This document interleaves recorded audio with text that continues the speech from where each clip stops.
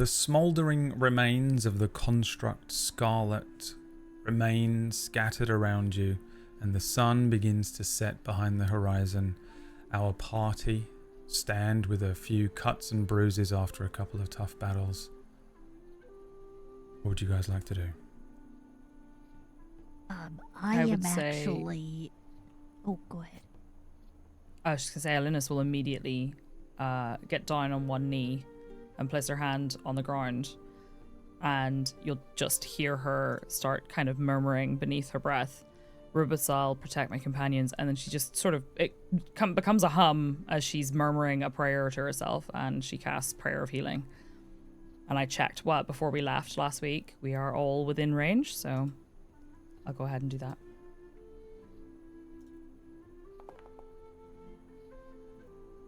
Good idea. So everyone gets that and a short rest. All right. Everyone can recoup 6 hit points, and you get the benefits of a short rest.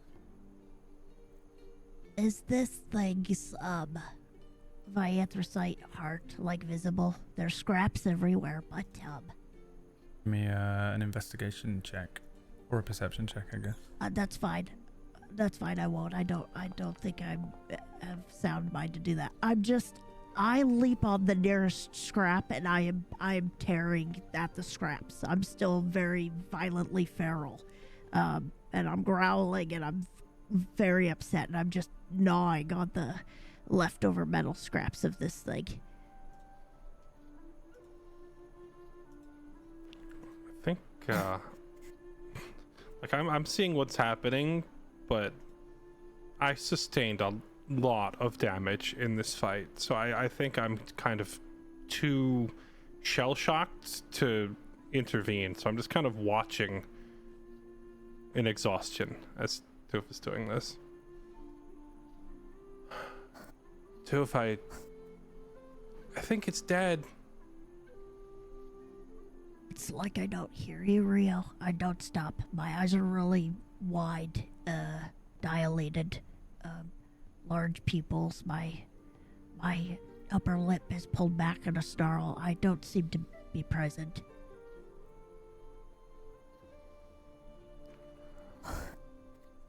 Brula sits up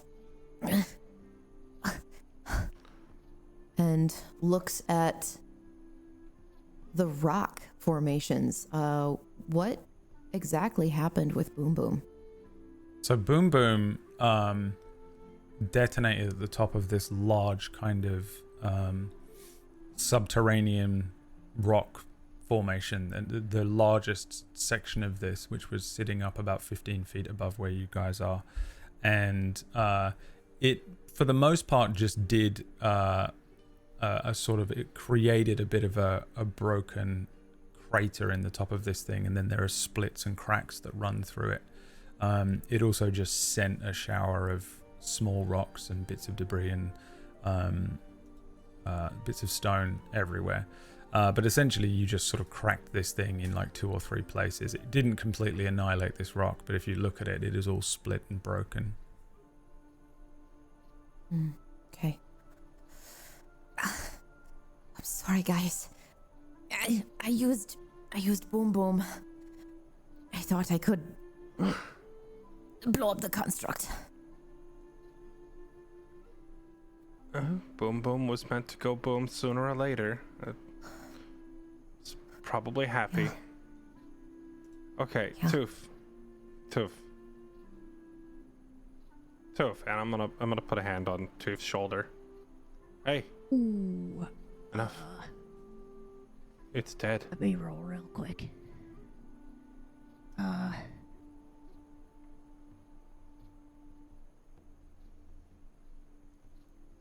Give me 1 second. Wisdom, maybe. Don't stab me. Oh. I think for a second when you kind of reach down and touch my shoulder, there is a moment where I look up at you and snarl and growl at you for a second, and then all of a sudden recognition in my eyes, and I sorry, Rio. Are you okay? Is Brula okay? And I look up at the huge gash in your armor. Are you bleeding? We're all okay. I'm bleeding a lot, but we're all okay. And Alinus's magic already stabilized it. I think I'll be all right. Ow. Alinus is still in the depths of praying and is listening, but is unable to really do much. So she's just kind of gripping an amulet and has her hand placed very firmly on the ground, and her lips are moving, but there's very little sound coming out. Are you okay, Tooth? Are you okay? Yeah. Also, I Where's wouldn't the lost recommend... second? Oh. Where is the lost second? I believe you have it, Brula. Then Brula reaches into her pack and pulls it out. I immediately touch it, and I want to attune to it. You can never leave and go somewhere we can't follow ever again.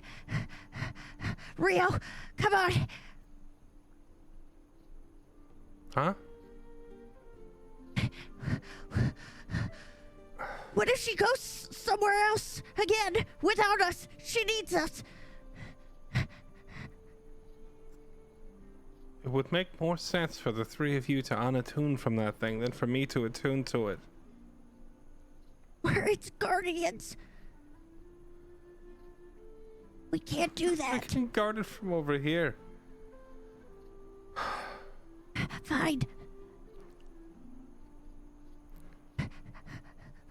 Are you okay, Brula? And I look at you and I'm like panting and wide-eyed and still nervous. And Brula says, "Yeah, I'm okay. Although I wouldn't recommend." I don't believe you. getting And stabbed. I'm like looking you up and down. Yeah, I'm like looking you up and down, but I'm doing that thing where I'm like kind of patting you down, but I'm not actually touching you yet. And I'm just like, where did it get you? Right here in the center. I'm surprised it healed so fast. I wouldn't recommend that. Not a nice feeling. But I'm okay. Are you okay? Thank you so much for saving me. I thought I was gonna be a goner. Me too. And then Rio too. And I think I finally just like plumped me? down onto the ground and... Yeah, I thought you were both gonna goner. Oh, no. Not like that. Not in a fist fight. I don't think so. That was more than a fist fight, I'm more Rio. scared It of had that. 4 arms! I'm pointing at the lost second and say I'm more scared of that than I am of any construct with a bunch of swords. Alinus gets to her feet and sort of smiles really widely and says, "Well, we're all still above ground, so it can't be that bad, right?" Yeah, more than we can say for this thing. And I'm gonna reach down and pull up the anthracite core of this thing, assuming it's visible somewhere. Do I need to roll to find it? Yeah, roll me a d20. Just a flat d20 first.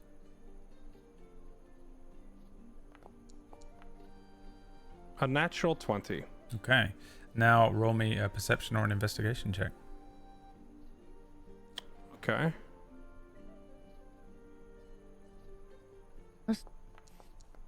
While you're doing that, for those listening, when I rolled at disadvantage, I rolled 2 19s in a row. Damn. 19. My perception is a 10. Yeah, so you take a look around. The debris is everywhere. There's just bits of metal and strange sort of elements of what would be an advanced arcane device like this construct. Eventually you see something that you recognize being a lesser vianthrosite heart, almost exactly the same as the one that you already have for Landslen. This one's in much better condition. You would say that it is still broken and non-functioning, but it looks like it's in much better condition. There's a few other things around as well that you find. The most notable of which is that you find a very small little silver cage. It literally is so tiny, like the type of creature that would fit in this would have to be literally tiny. And along the lesser vianthrosite heart, because this one's in much better condition, you can see that it was built by a company known as Michaelis Artificery. Does everybody see this? Well, Rio finds it. I mean, unless he goes to the effort to Rio hide it does. from you, I don't see why you wouldn't. Okay. Yeah. What was it you had just said? Well, we're all still standing, and I was saying that's more than we can say for this thing. Yeah, I said it was above And ground. pick up the heart. Right. It's still intact, sort of. A little beat up, but oh, this one's got a... Is that an address or a logo? Michaelis Artificery written on the side of it. Maybe that's where they make these things. Do Did I the other ones recognize we Could see? I the roll name? Brad to see if Rula maybe knows where that is or what that is? Yeah, you can make me an investigation or an arcana check. PB, were you gonna do something too? I just was asking if I recognized it. You can make the same check if you want. Okay, yeah, I sorry. only got an 11. I refreshing. don't know if that's enough to know.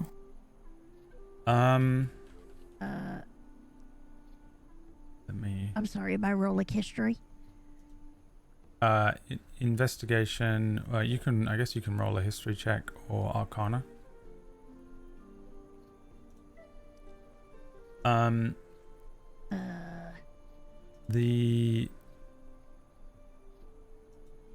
So Brula, you do sort of have a bit of an idea maybe when this little tiny cage is produced. Do you take a closer look at it when Rio holds it up?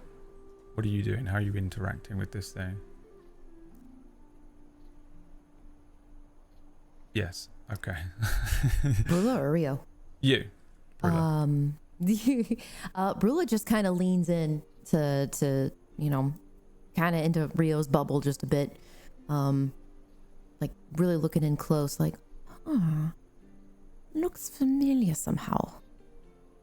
Roll me an arcana check with advantage. Oh, which one? The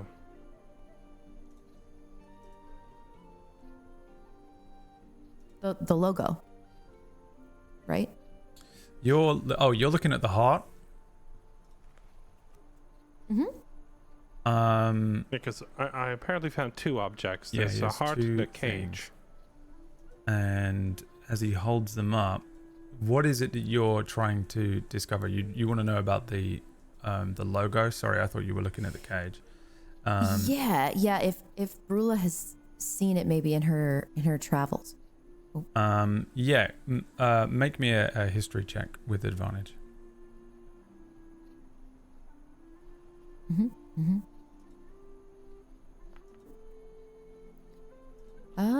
19.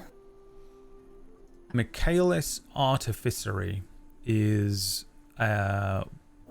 one of the most successful Vianthrosite artificers in Felsenhort and in New Runenstein. The three most successful, or the three like biggest companies that work in Vianthrosite artificing are Michaelis Artificery, the Fitch Company, and Polton Tinkerers. And you'd be very aware that Michaelis Artificery are particularly high level. The constructs that you were seeing in the town, the ones that are sort of military and militant and part of the law and stuff like that, were in part sort of built and created by Michaelis Artificery. So they're like experts in constructs, basically. Ooh, okay. Huh. I realized that, you know, it jumped us and it was trying to kill you and then trying to kill us, but I can't bring myself to be too mad at it. It was trying to avenge one of its friends. Can't say I wouldn't do the same. That's a generous way of looking at it, I suppose.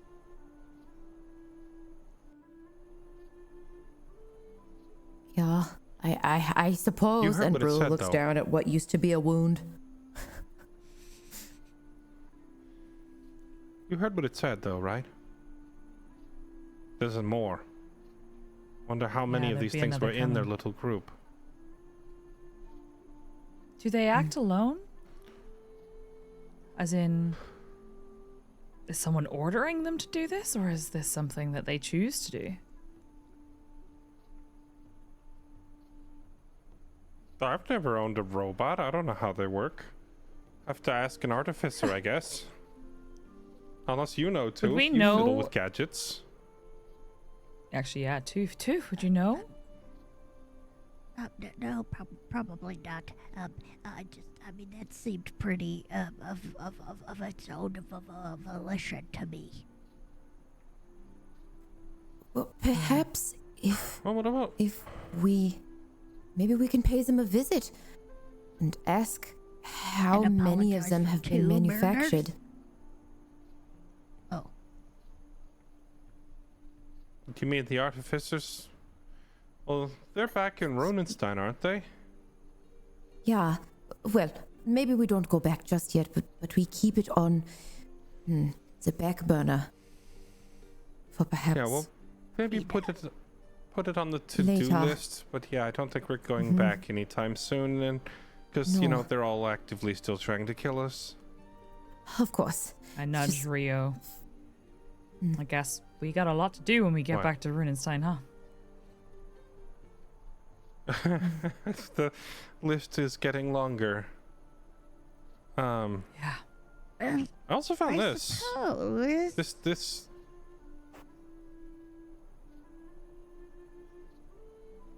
I also found this. It doesn't look like the other random bits of machinery. This is like some little kind of artifact. I don't know. It looks like a tiny little bird cage. It's so small I can't tell if it's actually supposed to hold something inside it or if it's just like a decoration. But I think it has a functional lock. I can't tell. It's so small. You've immediately calmed me down and grabbed my attention. I now fish into my rug, my bag, for goggles, and I put them on, and I immediately am like, oh, and I would like to use one of the abilities, please, Mm-hmm. which is... Oh, I was like, that's not right. That's not goggles. Okay. It was showing me the wand of magic missile. Okay. You could use that on it if you Once wanted. per day, the wearer can... I know, right? Once per day, the wearer can enter a state of heightened understanding for 10 minutes. During this time, they have advantage on all intelligence and wisdom and insight checks related to identifying or understanding the function and operation of magical items, constructs, and traps. However, it also says, once per long rest, as a bonus action, the wearer can touch a broken item or damaged construct. The item or construct is instantly restored to its full functionality. I just want to be clear, I'm not doing that part. I just want to Yeah. understand it and see if I can learn anything new Thank about goodness. the creator. Um, Yeah, Touch could you Scarlet. imagine? Stands back up. yeah. Round 3. Please Well, no. initiative. Yeah. Oh God. Roll me. So roll me. Roll me an Arcana check first with advantage. Are you proficient in this? In Arcana? No, I'm not.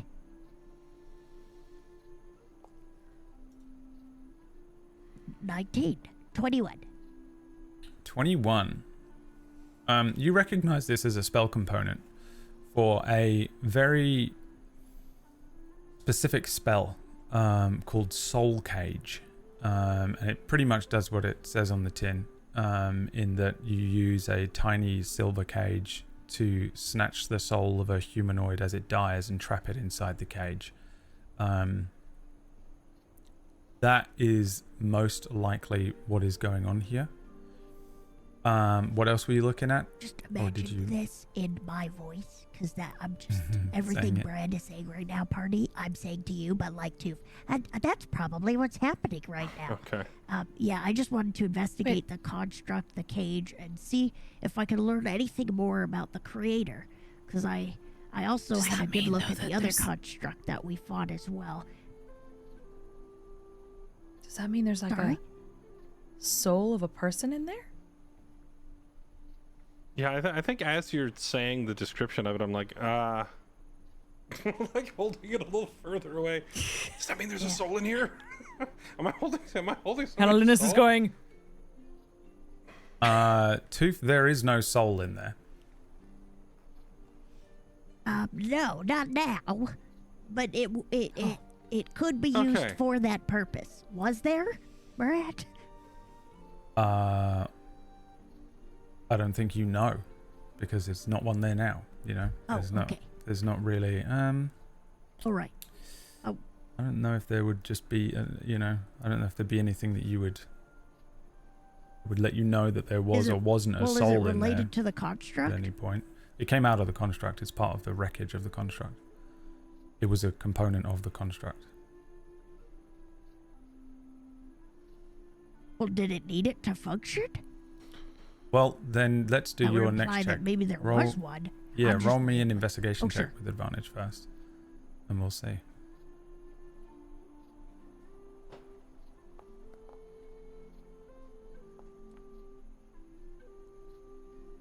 $15. 15. So now that one I am proficient in, and I think it's supposed to double it now. You have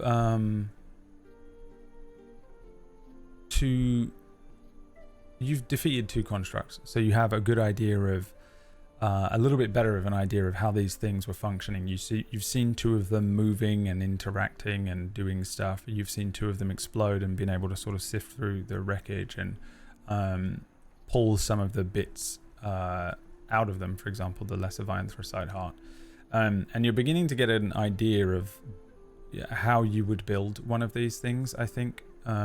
Specifically while you have these goggles on, and they're sort of buffing your ability to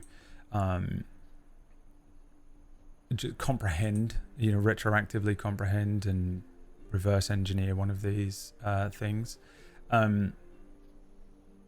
Essentially, it looks like an insane process that is in part a set of spells and enchantments, and in part advanced artificery and engineering. The bits that you seem to be understanding, and once you see this this component for this spell, Soul Cage, you get the feeling that it probably did need that to function. Or well, the construct doesn't need it to function, but maybe there was a soul attached to this spell, and therefore you essentially can do the full metal thing, where you just sort of put a person's soul into one of these constructs, and have a person run this thing.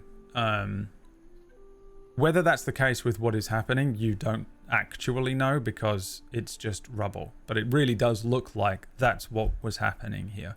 You can tell that there were lots of... This is incredibly advanced, even for the constructs that were in town. The sort of more basic constructs that were moving around looked much more like steampunky. These ones were moving with sort of much more fluidity, especially Scarlet, who was incredibly dexterous. Again, they were sort of speaking to you with more of a personality. The ones in town don't speak. These ones were having like Except for Joe. conversations. Yeah, I'm not talking about so these constructs in front of you were made with a lesser Vianthrosite heart. Joe and the other hyper advanced constructs were made with true Vianthrosite hearts.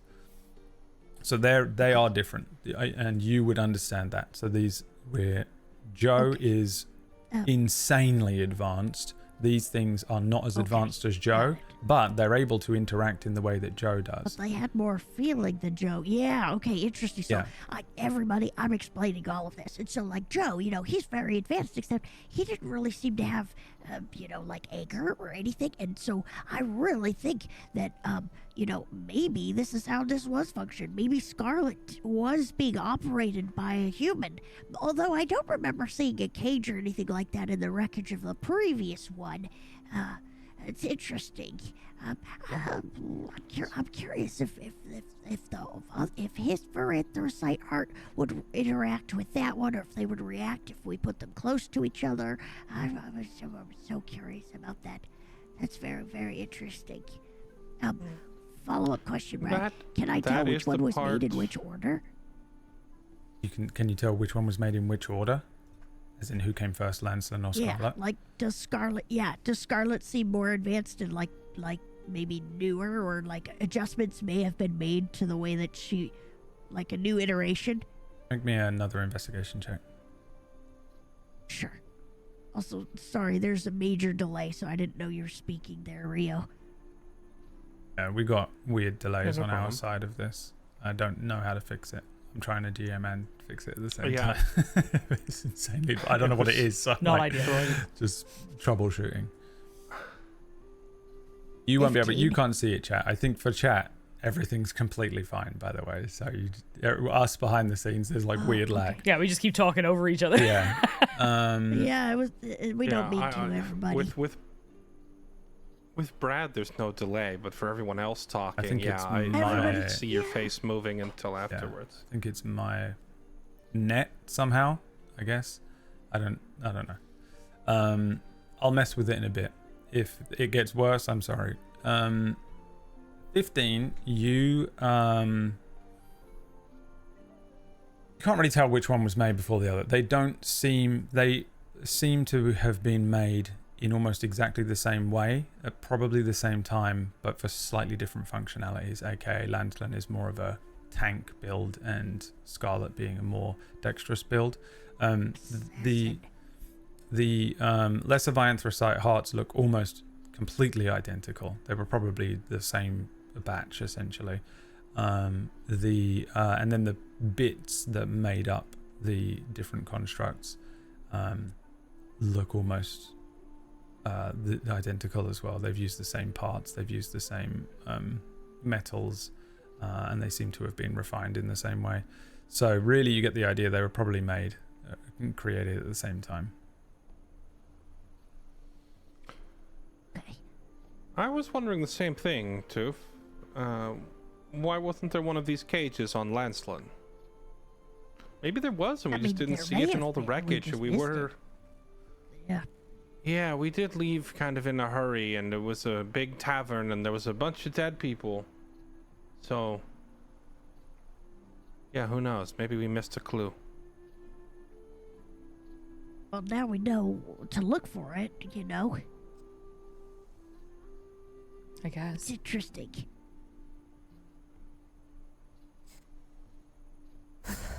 Could we maybe Are you sure you're okay? Yeah. Well, yeah, as okay as I'll be after basically coming back from the dead. Thank you so much for showing up when you all did. Rio said you almost died, and I'm pretty sure you did die. Like, it looked like you died for a second. It was all so fast, I don't really remember. I got hit, and then the lights out. It's okay. The power of saliva brought you back. Yeah. Well, I'm ready Linus, to... she wasn't, She wasn't, gone, was she? No. But Okay. it was far too close. Well, I mean, you're a cleric, so if you're fast enough about it, even that's not the end, right? That's right. Okay. And Yeah, but I I've will heard make you sure don't that Just wanted to come make back sure. that's from that, never right? gonna be a problem. My Well, uncle used to tell the the story fighters- about a friend of his who had a mining accident and then just did not come back right after.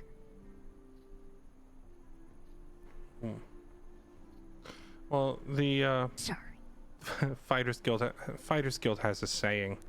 If you in a world full of magic, if you want someone to stay dead, 6 feet isn't deep enough.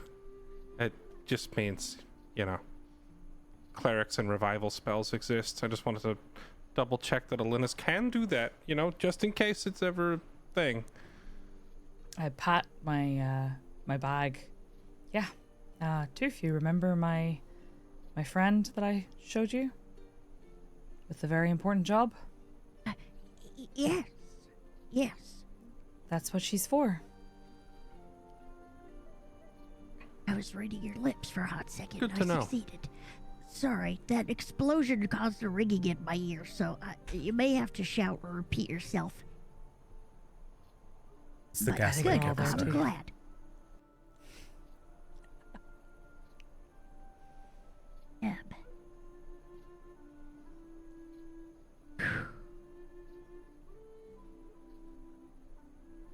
Maybe we should get some Well, rest. are we ready to But, go maybe get a meal or something?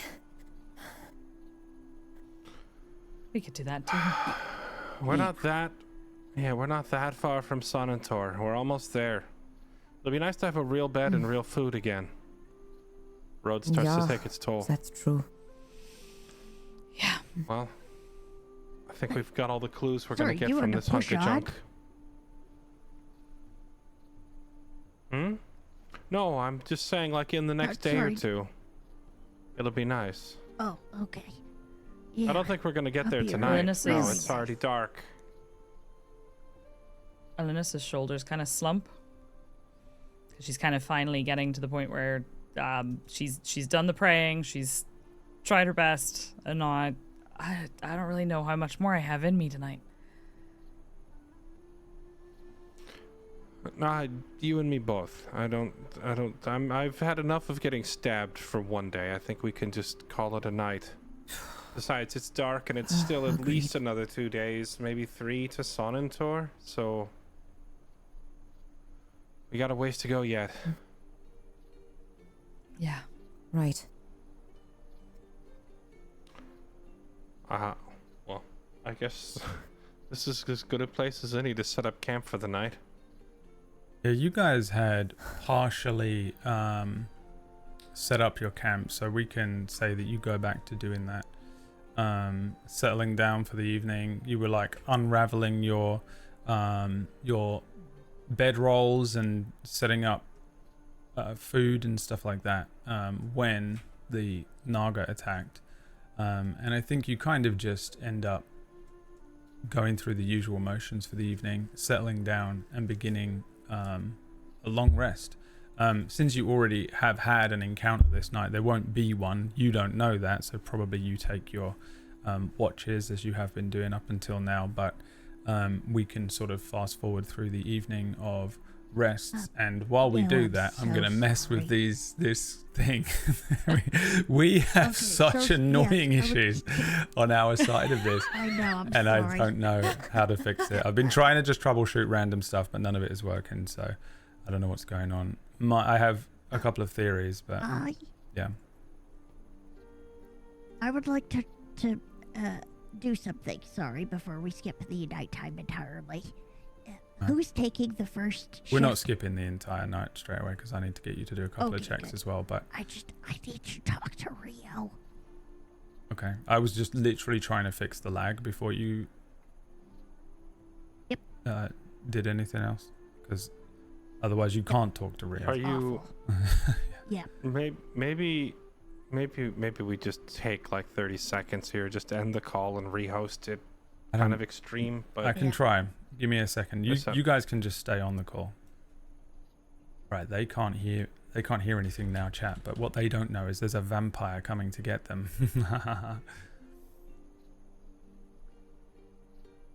And we should be reconnected. And I didn't say anything while you guys couldn't Correct. hear me. Don't worry. I didn't tell them in the chat that there was okay. something very horrible lurking just outside of your camp waiting to get you. Why would you say that? We already There's always fought that. something Don't do that. lurking outside the camp. No. Okay. Yeah, I'm guessing that didn't fix anything because No. no. All right, great, Oh, excellent. there's like a full 2 seconds after PB Yeah, starts you talking. guys are with, like this your fully mouth delayed. It's moving. crazy because for me you're all completely fine, which means I'm probably the problem. Which means it's probably I moved into this house and my roommate has the worst. Do you want me router to of all host time. it? The what? Do you want me to host the clean feed? I don't think it's clean feed. I think it's the video. Route your music through your mic. I can't do don't that. know about that. The video seems to be faster than the audio for me. I think Like it's an people's I mouths think move it's an before I get the sound. upload bitrate issue. I think it's an upload thing, and I checked my processes inside Firefox, and it's telling me that there's like a huge amount of CPU resource being used on my end as well. Mm. So I wonder if it's like, I don't know, carrying some of the resource load. Yeah, something's going on. It's For weird me, it's either the way. other way around. I'm seeing. I'm hearing and then seeing like 2 seconds after. It's the other way around. Yeah, Oh, Ain't technology grand? I love it. I love it so much. I love it because I don't know if it's my internet or like maybe it's just the servers for the sites that we're using, or maybe it's my computer is breaking, or maybe it's nothing to do with me. You know, I don't know what it is. I don't know. I have no idea. And it's really annoying. I'm going to try one thing here that I think will absolutely potentially just destroy this entire. You know what else we could try?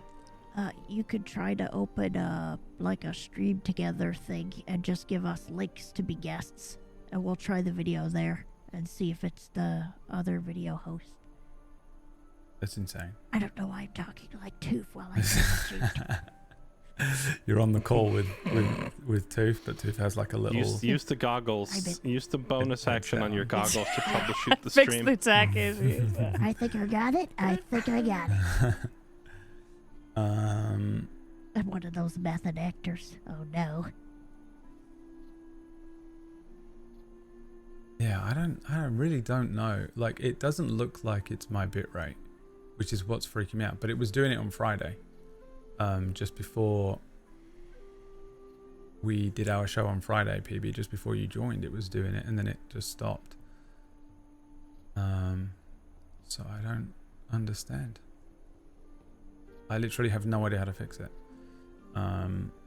Okay, hold on.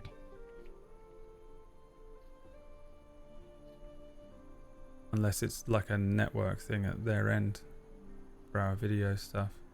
I know that it's like a bandwidth monster.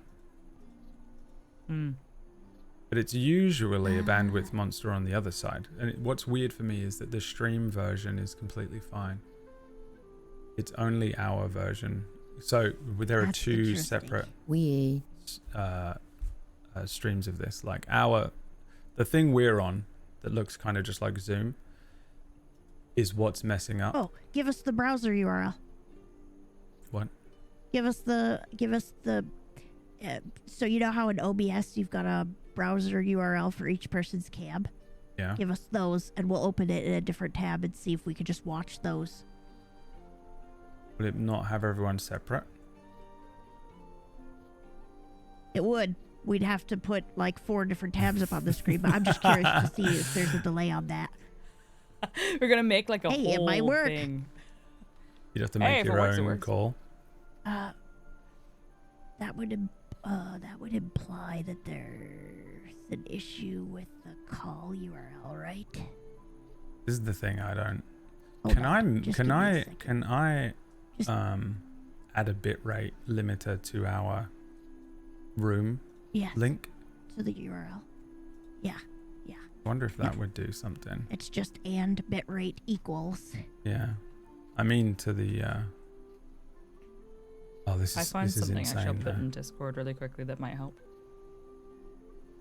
If I can find it again. The problem is I have to change everything. Like I have to redo all of our links on OBS. Oh yeah, that's fair. I don't know how you to should fix you it. should just be able to put it in our URL. Yeah, but then I have to give you all links and then I You have to just add change it all to of the the URL links. that we click on. Yeah, but then I have to.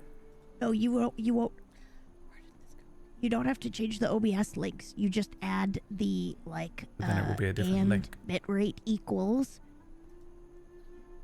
only for us, only for our thing, but the code is still the same, so you won't have to change the OBS one. All right. But Then I- let me just try this real quick too. I'm trying to see if I can do a just to test real quick.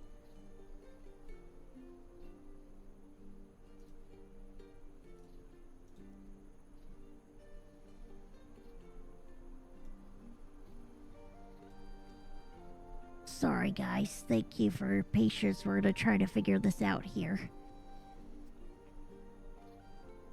Yeah. All right. Here we go. Fully. Thank you. Let's try this. I don't know if it does work this way, but let's try it. I'm gonna link you all a different link. Everyone has to leave the video call, which is gonna be Okay. awesome for people watching, because they'll just get like a black screen here. And I'm just gonna link a bunch of different links again. Rejoin.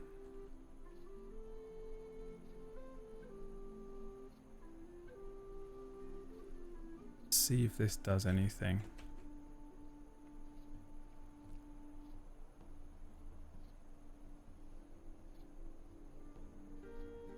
If this doesn't work, I give up. The secret is we all went down one of the holes, and that's what the screen is right now. Hello, hello, hello.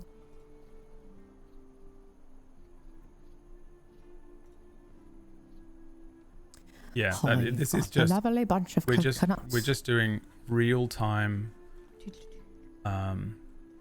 Great job. long resting. Oh. Oh, I have no idea what's going on. There you are. Fairlight clapped. Oh no. Like, I don't know, Yep. 15 seconds, 20 seconds Heard later, it. we heard the clap. Yep. Oh, really? It's still doing it. Yeah, I thought it would. Yeah, Yeah. I heard these two talking, and I was trying to figure out how far off the audio was, and I was like, we need a definitive Yeah.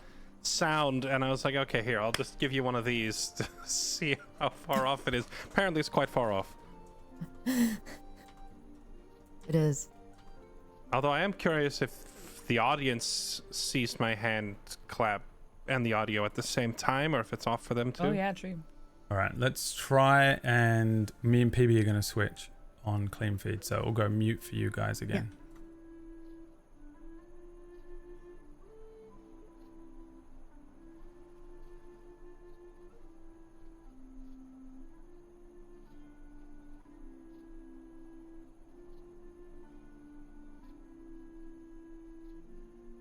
It won't go mute for us, chat. We can get away with it. Oh, no, I knew this Okay, was no, gonna it's happen. okay. I fixed it. Just give me a second to fix it. I had to fix it, but you're good now. Okay. Okay. What's the delay? Someone say something. I am. Hello. I don't have a delay anymore. No delay. Now I have a delay with you, but not Speth. Hello. Hello. Oh, Yes. it actually looks like it lines up properly. Sorry, Hey, your Hey. clap just disappeared. no, I clapped, but for the sake of trolling you all, I muted the mic on Oh, purpose. you asshole. Just The worst type of I person. was counting. it worked. Gotcha. No, here. Yay! Yeah, Wait, okay. I don't The sound see you. Why don't sound looks like it lines up. Did you leave the video? Alex, Where's PB? wait? are you talking to me or PB? Because I see all of you. Except, well, I don't see all of PB. you. Yeah, It's just PB. PB, You yeah, didn't need to leave the video. Wait a minute. I'm here. I see all of you except for Jesse. Did you go into the old? No, I used the new link. Oh. They should both says take you to the PB on same it. thing. Okay, let me try again. Wait, hold on.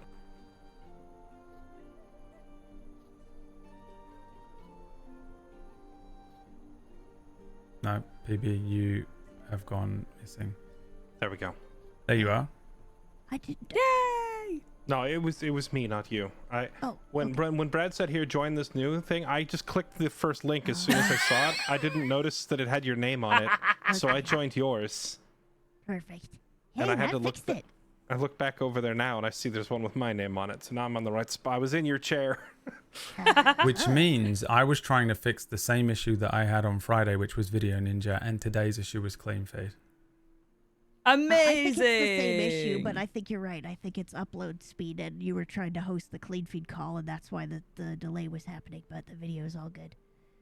It does, however, mean that when you play your music, you need to open your GoXLR routing and send your music through your microphone so that we can hear You're it. not currently hearing it. Oh, I can't hear it Nope. at all. No. Yeah, because you have to route it so that we can hear it. Unfortunately. Yeah, but I don't set mine up the way you set yours up, because the way you do it is insane.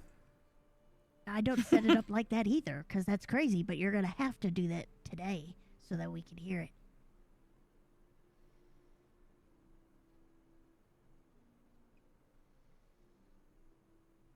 I've completely in lost theory- all sound now. Or if we could just. In theory, we could survive without hearing We'll the music. survive We could without it. sit here in awkward silence, just only our voices, no sound effects. You just guys be are hearing rustling music? on your tent. Rio. Toof, toof, toof. I don't think that's going to work. I think you're going to be able to Don't even hear worry about it. yourselves. No, if we can't hear the music, it's fine. It's good. It's okay. I'm putting on lively tavern music on my The end. stream can hear I'm it. not- so It's I'm all not good. sitting That's here all that in matters. silence. I don't want to be left alone with my own thoughts. I will put on the Queen's High Seas from Divinity 2. There we go. Fantastic.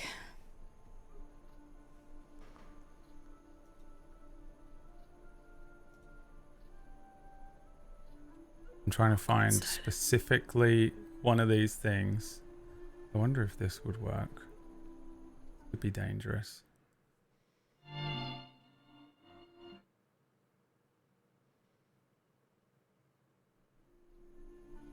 Oh, hold on. And then what if I do this? Hey. Does that work? Yes. All right, that's going to mess me up tomorrow. I'm going to forget I've done that, and it's going to destroy my brain. I'm trying to figure out why all of this stuff is coming out of like weird things. All right. I'll roll the intro again. No, but I did put a note in the stream in case you want to cut it out. All right, super annoying. You fucking did. Can we give her a Brad, please?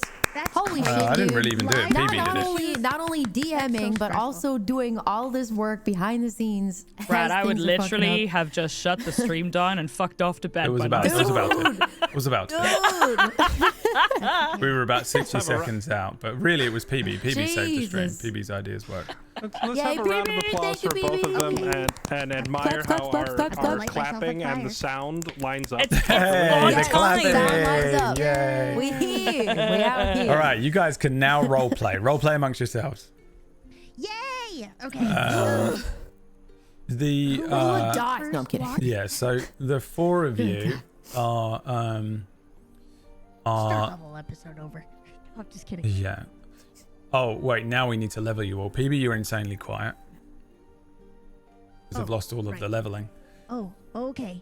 Right. Well, what do I'm you level normally 7. have me at? There you go. That's great. That's Okay. great. Psyche's What about me? usually good. Speth Okay. is Hello. usually How we fine. doing? Non breadsticks. And Jesse Okay. is usually fine as well, but you were Okay. quiet for me. Okay. So, to catch up, no, I think it is different for whatever you've got it set as. I don't understand how it does that, by the way. It just is different for everyone. Like, Yeah. you'll be quiet on yours when you open it and loud on mine or whatever. So the four of you can settle down for the evening. The first thing I want to do is just get a few rolls from each of you. Everyone roll me a d20.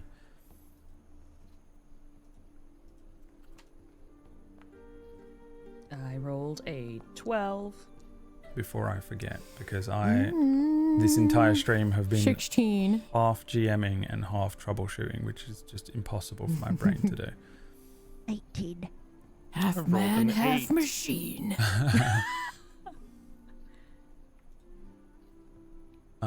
Okay, 16, 8, 18, 12. 16, 8, 18, 12. 1608 and 1812. Between the years of 1608 Good and years. 1812, the Tudor Empire ruled in Britain. King Henry VIII and his hundreds The of wives. overture. What's Britain? Where am I? What's happening? Look, I know that you're upset, Psyche, but I promise I didn't go to school. I didn't go to school. I don't know anything about history.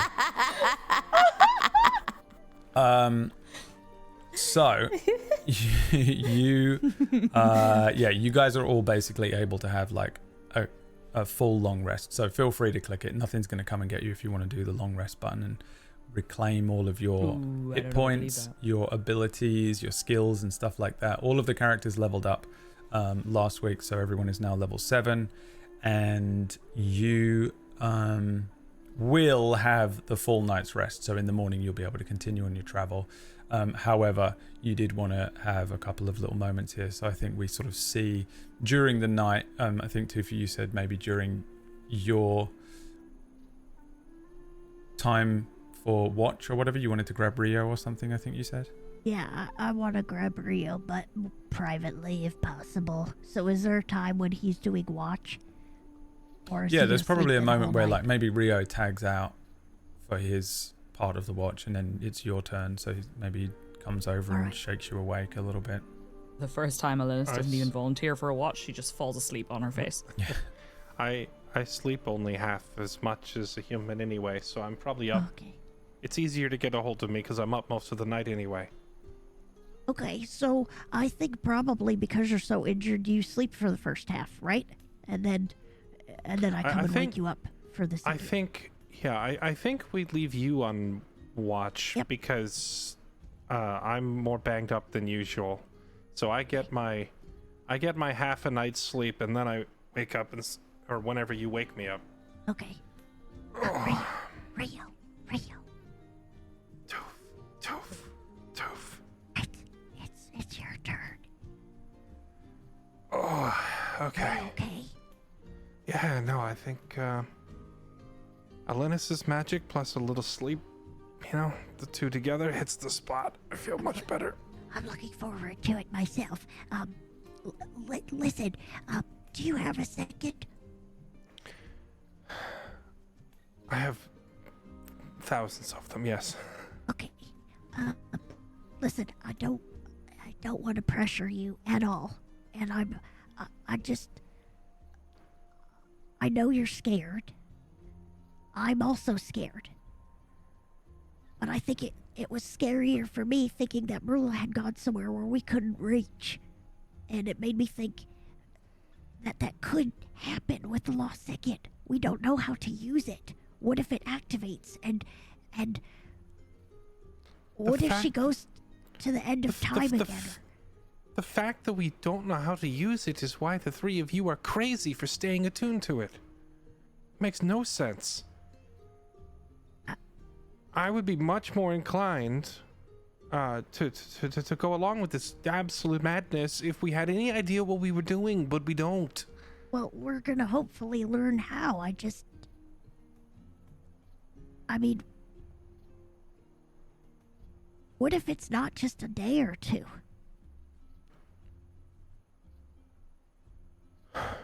What if it's like to the end of time? Or what if it's... We did that already. But what if it's 100 years? What if it's 200? Then We why can't would I wait want that to? long. Then why would I want to go? Why would you want to go? You should see, all I- unattune. That's absurd. Why would we want to go into the why would we want to leave our friends and family and all of our dreams and aspirations and everyone we know here? Do you hear yourself? You're asking me to do. give up my entire life to follow up the little magic box. For what? To follow me and Brula and Elenis. Why? Why are you going? Why are you so dedicated to throwing your lives away? Because we're custodians of the lost second. We can't fall into the wrong hands, or everything that we're leaving behind will be gone anyway. Your family, your dreams, your future. Sorry, Okay. but I mean, if it falls into the wrong hands, we Then have what a very happens? important job, Rio. What happens if it falls into the wrong hands? We don't know we don't even know what it does. I mean, we do know what it does. Okay, well, what are they gonna do? Jump into the future where we never see them again? It doesn't make any sense. Yeah, but what about your family or your children or your children's children? Don't you care about what happens to them? My family that I would never see again if I jump 100 years into the future. You're asking if I care about them. I do, which is why I'm not gonna leave them here. I mean, for future family. Family that you'll never see. I think worrying about people who don't exist yet is probably lower priority for me than worrying about people who do. Okay. I understand. I don't see the reasoning here. If someone else gets a hold of it, what are they going to do with it? We don't know. You're talking like it's the end of the world, but for all we know, all they can do is jump forward in time with it. You're asking me to risk everything over taking care of a box, and I understand that, like, being a custodian is important to your culture and all, but like I am not a guesto. To me, my life, my family, my dreams, all of my goals are not worth giving up for like some magic trinket. It's just a box. I don't think that's true. And I may be acting like the end of the world because that's what I saw. It was terrible. Everyone was dying, melting, skin falling off. It was awful. If anyone has anywhere remotely near that much power because of something I can prevent, I want to do what I can to prevent it. And maybe it is crazy, risking my everything for everyone else's future. But I just wanted to... I would risk my every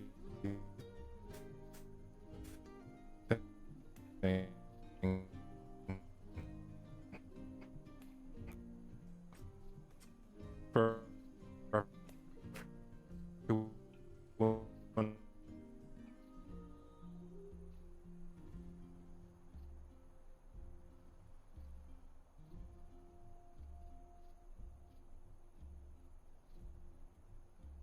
me to risk.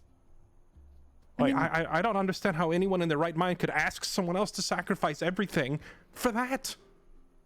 Like, it makes no sense. Because it's not unknown, Rio. We know that the council knows it's dangerous. We know that Alden lost his life for it. We know a big, scary group of people want it and are willing to kill for it. And I know they know something we don't, but just because we don't really know everything that it can do yet, don't you have a feeling in your heart that something dangerous is out there if we don't stop it?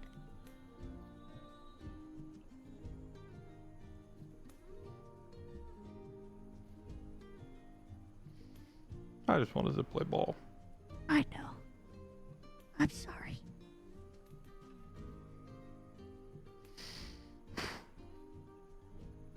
I think you would have been an incredible ball player. But sometimes sometimes we get called for a greater purpose, even though it sucks.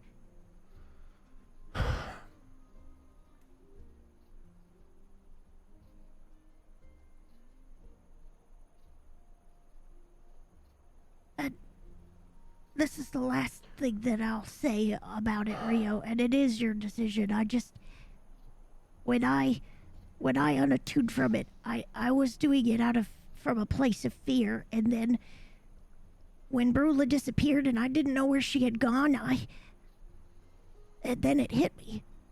She can go somewhere that I can't follow, and then I'd feel terrible.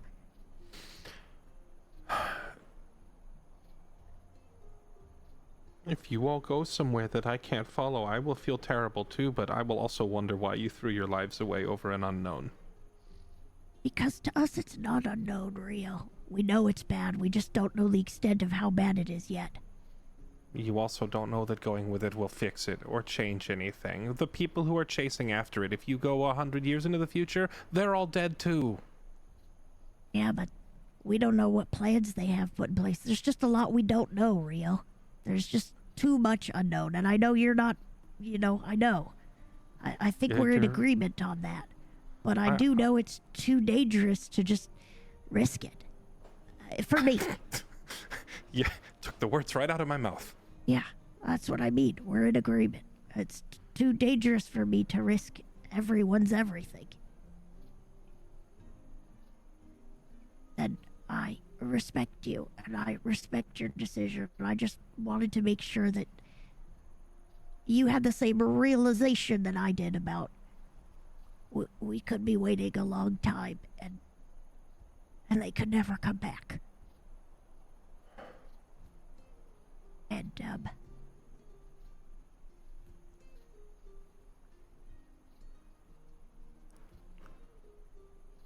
yeah, I guess that's it. I wish there was something I could say to change all of your minds. I don't see why you should all throw your lives away. I don't look at it like that. I look at it as a great honor to be chosen to be a custodian for something like this. I mean, I guess I kind of had plans and dreams, but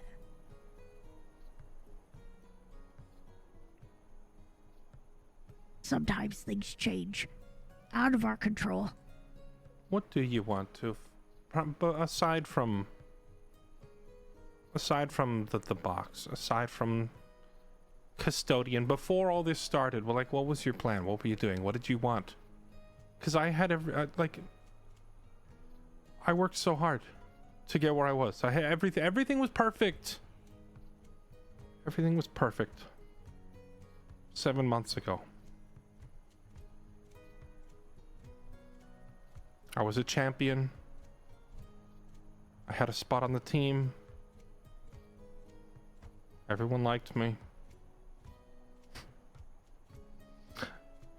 Now I'm an outcast running through the woods, haunted by a magic box that wants me to give up my entire future and my family for a giant question mark. Like, I don't know. It from what you're saying, it doesn't sound like you had any grand plans in mind, but I sure did.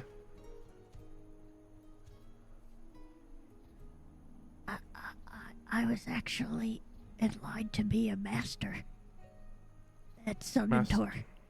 Master of what?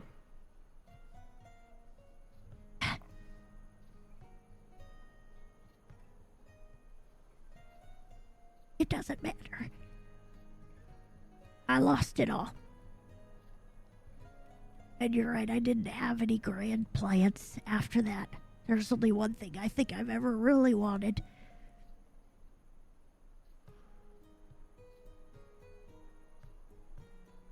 And I think I have it now.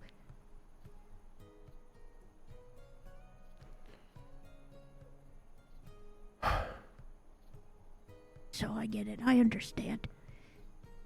Our situations were kind of different. This purpose bestowed on me like this, it It gave me something. Sense of purpose. Family. Too. And purpose.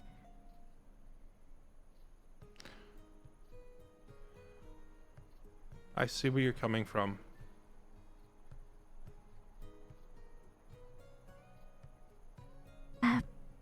Will you do me a favor? If something happens, and we do go somewhere where you can't follow, you have to get real famous. 'Cause I gotta read about you and your life and your family. You'll come back to nothing but my Hall of Fame statues. I Good. promise you that.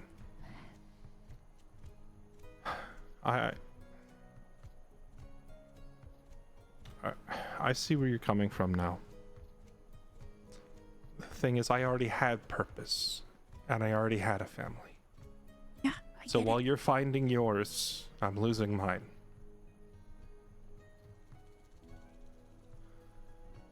I need time to think about that. I don't know if I'm ready to give up everything on a gamble to maybe save the world from an unknown, whatever it is, that is wanted by an unknown somebody. Like there's a lot of unknowns here too. It's a lot to gamble everything on. I know. And I need time to think. I think in all the stories in the books, it's always so clear. I feel like the heroes just know. It's not like that in real life, is it? Well, now even step number 1, you're reading a story about heroes. I wasn't really trying to be one. I'm just an athlete. Well, you're a hero to me, Rio. You saved my life.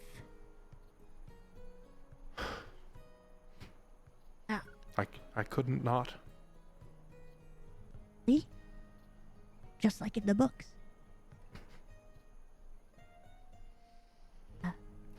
Good night, Rio. Good night.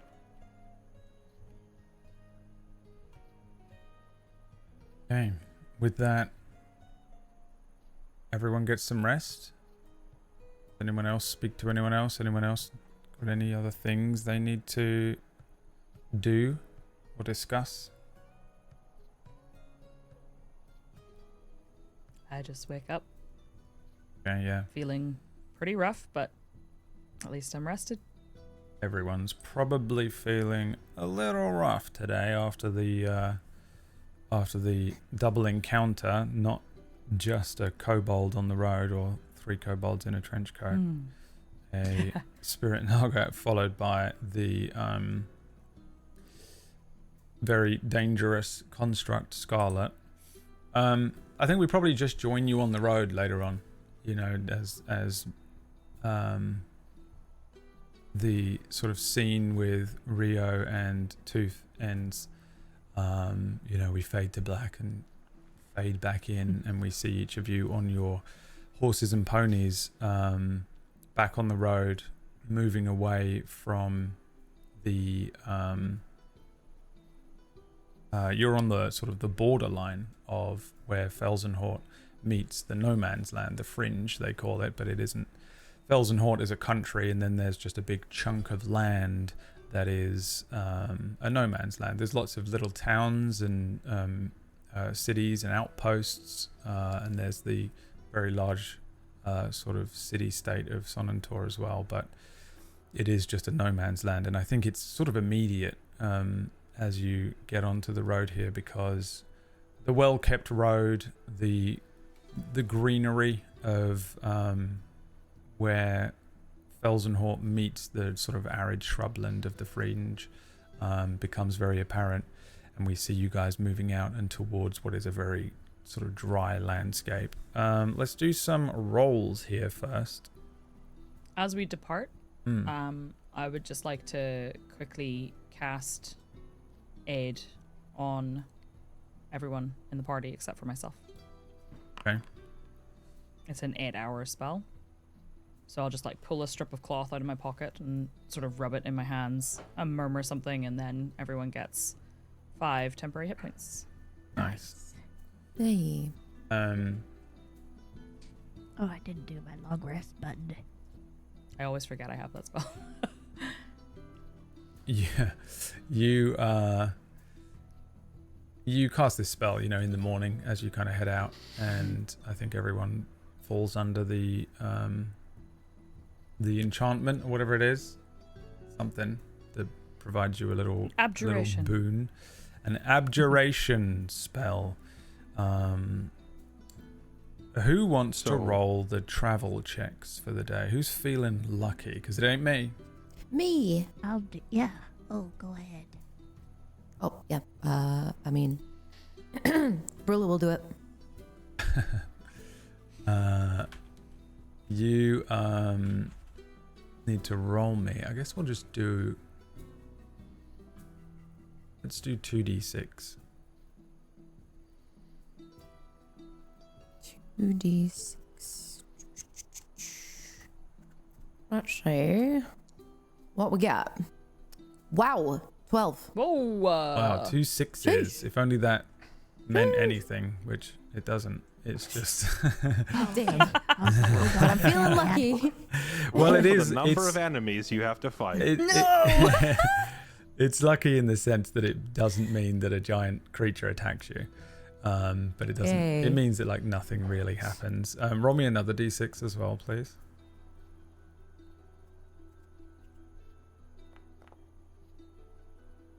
5. 5. The weather here shifts during this day of travel as you make your way sort of further and closer towards Sonnentor in the north, moving along the roadway, which is a lot less obvious than it was inside of the kingdom of Felsenhort, and becomes just sort of a well-trodden path. Sort of, it's obvious, but you can imagine that there would be circumstances in which you could lose the path here. But there's an element to this which is sort of just keep the sea to your east. That once visibility clears up for you guys is pretty obvious. You can see Bospid Beach and the Bospid coast. As you move through the first day here of travel, you do eventually see in the distance that there is a great river running through this kind of area of the fringe. It's known as Sting River. It comes from a giant, great big lake called the Heart, so it also gives you an idea that you're on the right course. There is a sort of a shift in the weather as you move through the day, and it's sort of just a dry, dusty swell kicking up. There's an extreme wind that seems to start just pushing dead south. You're taking the horses and ponies directly into sort of adverse winds that are kicking dust and sand and sort of arid dirt up and into your faces constantly. Eventually you're probably finding that you'll have to wrap some things around your heads, cover your mouths. It's not quite like a sandstorm, but it's uncomfortable to be in. It does affect your visibility a little bit, and it does affect your speed a little bit. You guys are moving very quickly, right? You're trying to kind of go at not a breakneck pace, but a fast pace. And you are sort of slowed a little bit throughout this day. At evening, and when the sun comes down, you are able to find somewhere to camp, set up the camp, get maybe away and behind some rock or mesa or something that allows you to negate some of the effects of the wind. But it seems to sort of keep up throughout the first 24 hours here. Roll me another 2d6, please, Brula.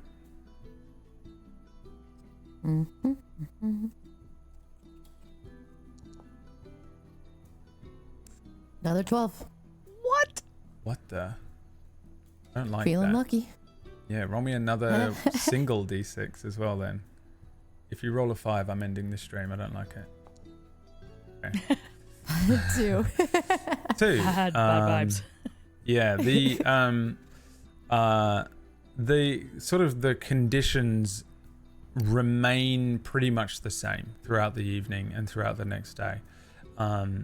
You can still see though, it doesn't affect your visibility too much. It just more so affects your pace as you each begin again a second day of travel out through the fringe and the more sort of arid conditions. I think it's during this day of travel as you move beneath a clear sky with this wind that is just pushing against you, constantly having to ride into this wind is probably exhausting after 2 days. The horses constantly sort of shaking their heads and uncomfortable just as you 4 are.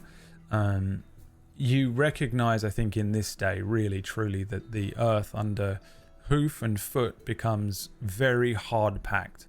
The horse's hooves that have that sort of familiar deep thud on earth becomes a bit more sort of like a hollow sound as you're hitting packed, dry ground. The shrubland, which you had entered 2 days prior, shifts over the course of this day's travel. Sparse yellow grass is sort of clinging to whatever soil is left. There's a few stubborn patches of green-brown shrubbery amongst rocks, but you move through the day. You see these fine cracks appearing in the earth during the morning, and by midday they've spread across the landscape in these sort of branching webs.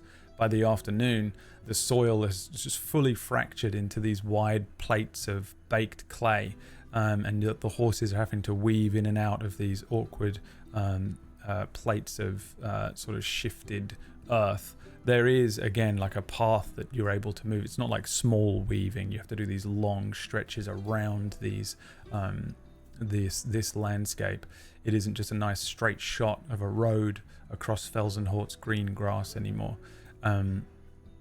The idea of a sort of a dense forest or the cliffside meadows have long past you. There is now just sort of nothing, just this arid shrubland which has turned into a cracked and open sort of wasteland. Any little creatures that might live out here, any little animals would be sort of desert critter like now, much more reptilian looking. Subterranean beasts lurking underground, or monsters which are so twisted by the landscape that even the proudest monster hunters of the Primal Lodge do not hunt here for very long. This is global knowledge that you would understand. The highest level monsters available for hunting are here in an area known as the Dune Claw. It is the driest and most arid part of the land. It happens very quickly. It's a little unnerving. It's very unnatural how quickly you go from one day being in grass, the next day you're in kind of a shrubland, and then it's just cracked dry earth. A desert, not really like sand dunes, more like baked clay, broken tall mesas, and sort of strange hills and rock formations. In the far distance during today's travel, much clearer for those of you with Fey lineage, parts of the land are floating freely above the landscape. The horizon in the distance is peppered with these handfuls of small floating islands, and amongst these islands there are 6 golden towers that are built high up above the land. They're resting on the flying landscape. 2 in particular are humongous. Bridges and lines seem to be running between these towers. It is a full city in the sky. The sanctuary of amusement, the home of the Gesto, Sonnentor, is within view as you get to this hex on your travel. You guys continue through the day. Again, unhindered. No one on the roads, nothing to encounter. Just a sort of an uncomfortable slog through drier and drier and drier land until you find yourself in just a completely different landscape. This bizarre sort of wasteland appears around you, and that dry air as well. That being said, you can see that there is this ocean not too far away from you, and this river that is running, and it's a decent sized river. This is a big thing that, and famously there's an enormous sort of lake known as the Heart. So it's a bizarre place once you get to this somewhat unnatural feeling desert, and you settle down for the evening again in another area, and unhindered, take your rest, take your watches. Weird creatures, strange sounds in the night, but nothing that rushes up on your camp. There's no like T-Rex that rushes out at you or anything like that. But it is definitely a strange landscape, especially for those of you that haven't spent much time outside of maybe Felsenhort or the cities. To be in the Fringe is very strange and very different. The horses are hating it because there's nothing to graze on. I think they're probably just stuck on oats. And water is much more sparse as well. Here we go. This could be the final set of travel checks, depending on Elspeth's luck. Can you do it again? Roll me another 2d6. In fact, just roll me 3d6, the last one being the weather. 3d6. You got it, coach. Oh my god. So 2 6s and a 3. What does that mean? That's freaking me out. I don't like it. But I really think you should buy like a lottery ticket or something today. Like, do it. And if you win, I want just like a little bit of it. I'm not greedy, but you do owe me some. Of course. So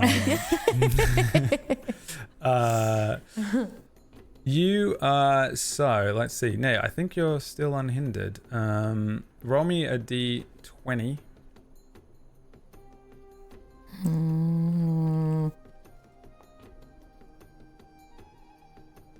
19. 19.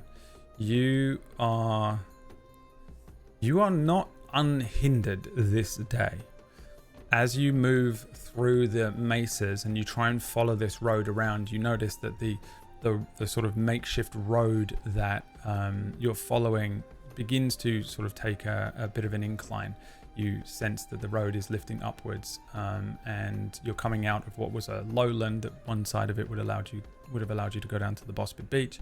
One side would have allowed you to head down towards the river, but you actually do want to be going uphill. Sonnentor is in the sky, but the access to Sonnentor is still on the ground. And as you're moving through the day, there's like a set of creatures that have been following you all day.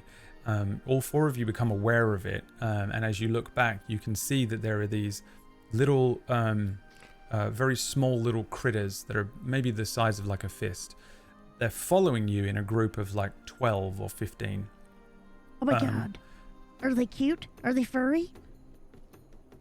Are they horrific?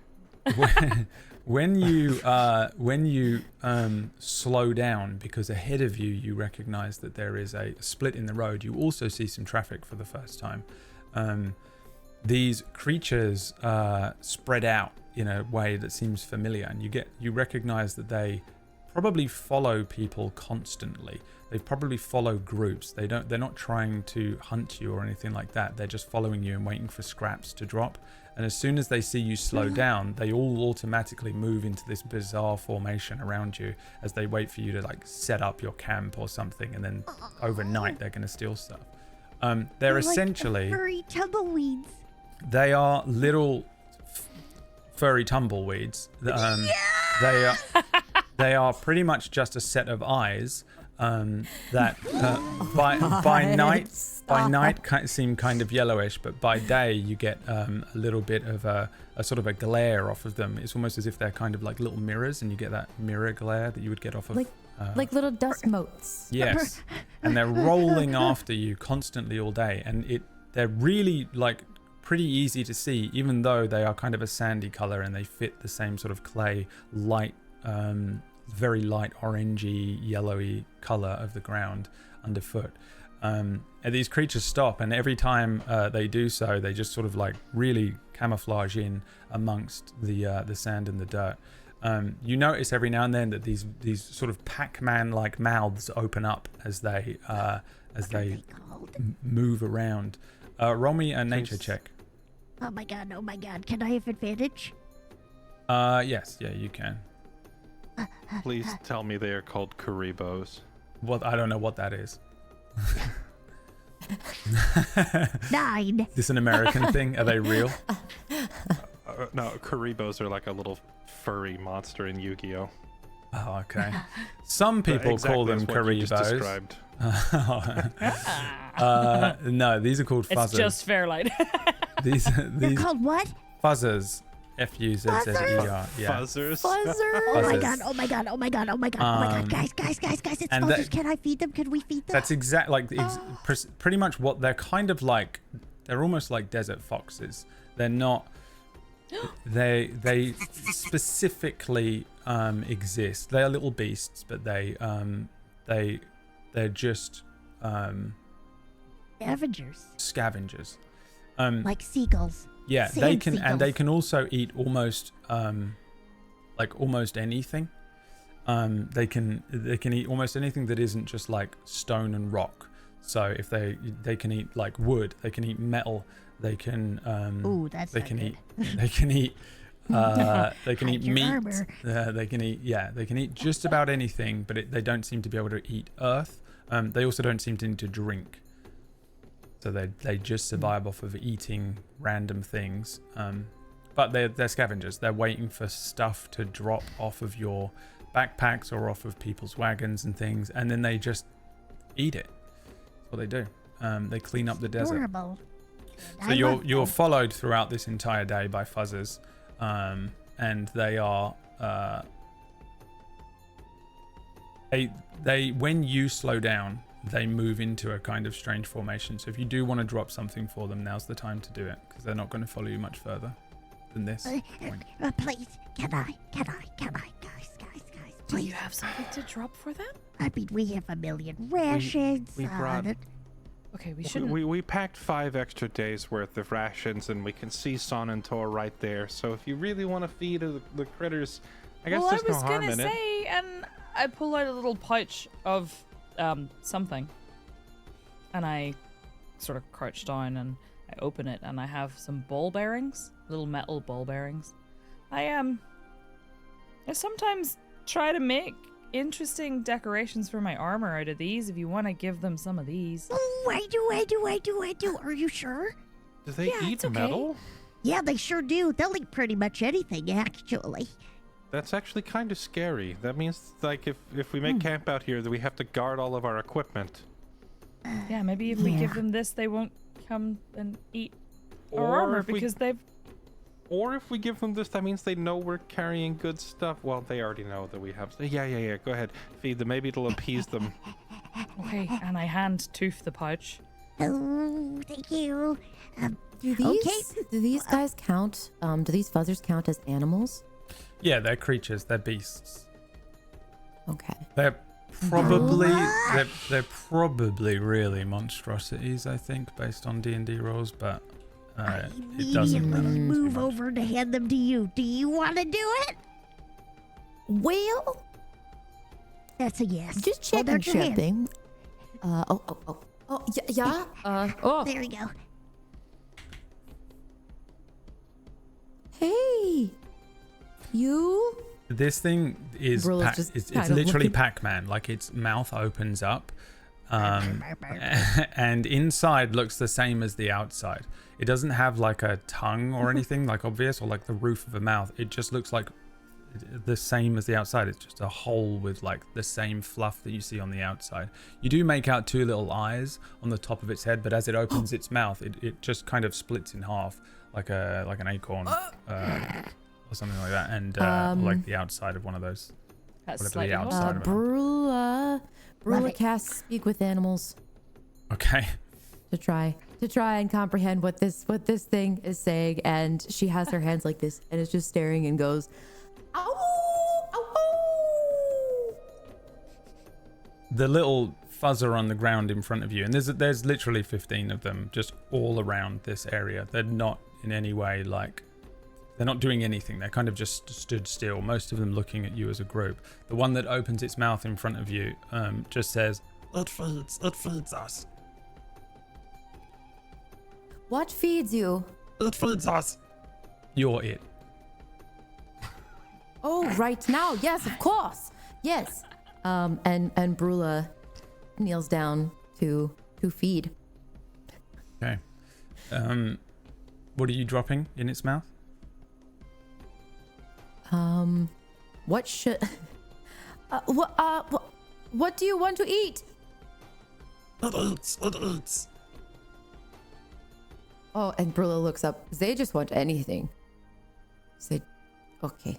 They can have some of my ball well, bearings. Well, yeah. I mean, give them the ball bearings, and here, Okay, we brought extra rations. Here's my food for the next 2 days. They're pretty. They meet like a You few know of around them, here like 4 somewhere? of them roll up around Rio, and they just roll up next to you, and all of them just open their mouths. They don't really make much of a noise for you, Rio, or for anyone listening, but Brula, you do hear them say, "This one feeds, this one feeds," and then they just open their mouth around you. Well, yeah, well, I was holding out a packed ration to Brula, but as they roll up to me, I was like, and I just like break I like start breaking the dried bread or meat or whatever's in these ration they'll packs. eat anything. We should keep that. They can have this. And Brula like scatters the ball bearings on the ground. Oh, These they rations are- descend on them. Like 6 of them from around just roll over and then just start eating them. The rations are dirt cheap. Who cares? We can just buy more. And I break it into 4 pieces, and I just toss one up to see if they're gonna catch it. Absolutely, they do. Like This is like their whole thing. They you just see it roll into position and then open up, and then the food lands in its mouth, and it rolls back away from you. I do the first one as like a test, and then once they do that, I just go, all right, here we go, and I toss all 3 pieces in the air to see if they're gonna 3 catch of them all roll 3. around. They move in like incredible unison. Like Tooth, what did you roll for your animal thing here? A 9. 9. You probably don't know much about these guys, but they seem to move like they have some sort of like maybe like minor gestalt intelligence, or like maybe they're a little telepathic, but they move like perfectly in unison. You see that they don't roll into each other and bump into each other. They seem to pick Like bird. areas, and yeah, 3 of them roll back. They had little mouths open up. Well, they're massive mouths compared to that, but they split in half basically, and then they land, and the food lands in their mouths. They close and they roll away from you. Once, whichever ones of them you feed, and like random bits of food that you throw at them, they seem very content with like one thing. They roll back, and then they just seem to fall a little dormant, like they just sit there and then just start digesting. But they're just little balls that are just sitting in the desert. And again, like when they come to a full stop, they're quite hard to make out among the even the dirt and debris. Even if like for a moment they were a very obvious little football on the ground of fluff, when they get very still, even amongst the wind, it is they're weirdly hard to see. They're so cute, though. I also give some of my rations just because that's cute and I want to be involved. Yeah, I they do too. roll around you. They're just rolling around you. They open their mouths. Brula hears them sort of speaking. This one feeds. This one feeds. They're really hungry. so I much think they just joy. want to keep eating. You throw ball I bearings feel at them and rations, and then they roll away. And again, they just sort of stop somewhere and then seem to just begin slowly digesting like a snake. I'm getting the impression that they're not gonna stop eating. They'll eat us out of house and home. Yeah, I think they'll just keep eating, but what if they try to eat us? Do you think they'll try to eat us? Eat us? I hope they not. might. I mean, they might I be mean, hungry, but they're pretty but small. they don't. Please don't eat us. Goodbye. Brula looks over at the group of fuzzers. Please don't eat us.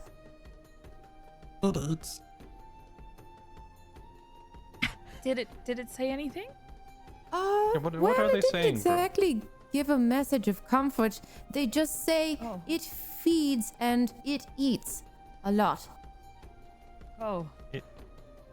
It eats? What, talking about us? I'm not haven't eaten. certain. We really haven't. You get the sense that they would eat you.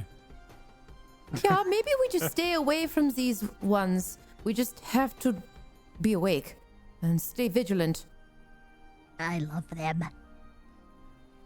They love you too, but Okay. for very I different think reasons. they might love you a bit too much, Toof. They might be trying to but find if out they do- whether but- you're soft on the inside. I was just or- gonna say, if they do eat me, Brula, will you ask them if I'm tender?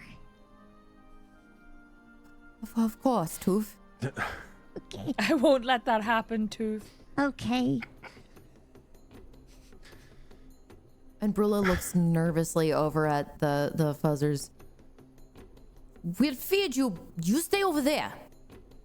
Don't come near us. We'll tell you when we feed you. Do you think they understand you? No. Oh. Oh, okay. They say it Became waits. a horror movie all of a sudden. They are waiting. I think they might be waiting to eat us. So we just have to be really careful. Yes, Can I roll? Can I The roll whole to see thing if they're started- flammable?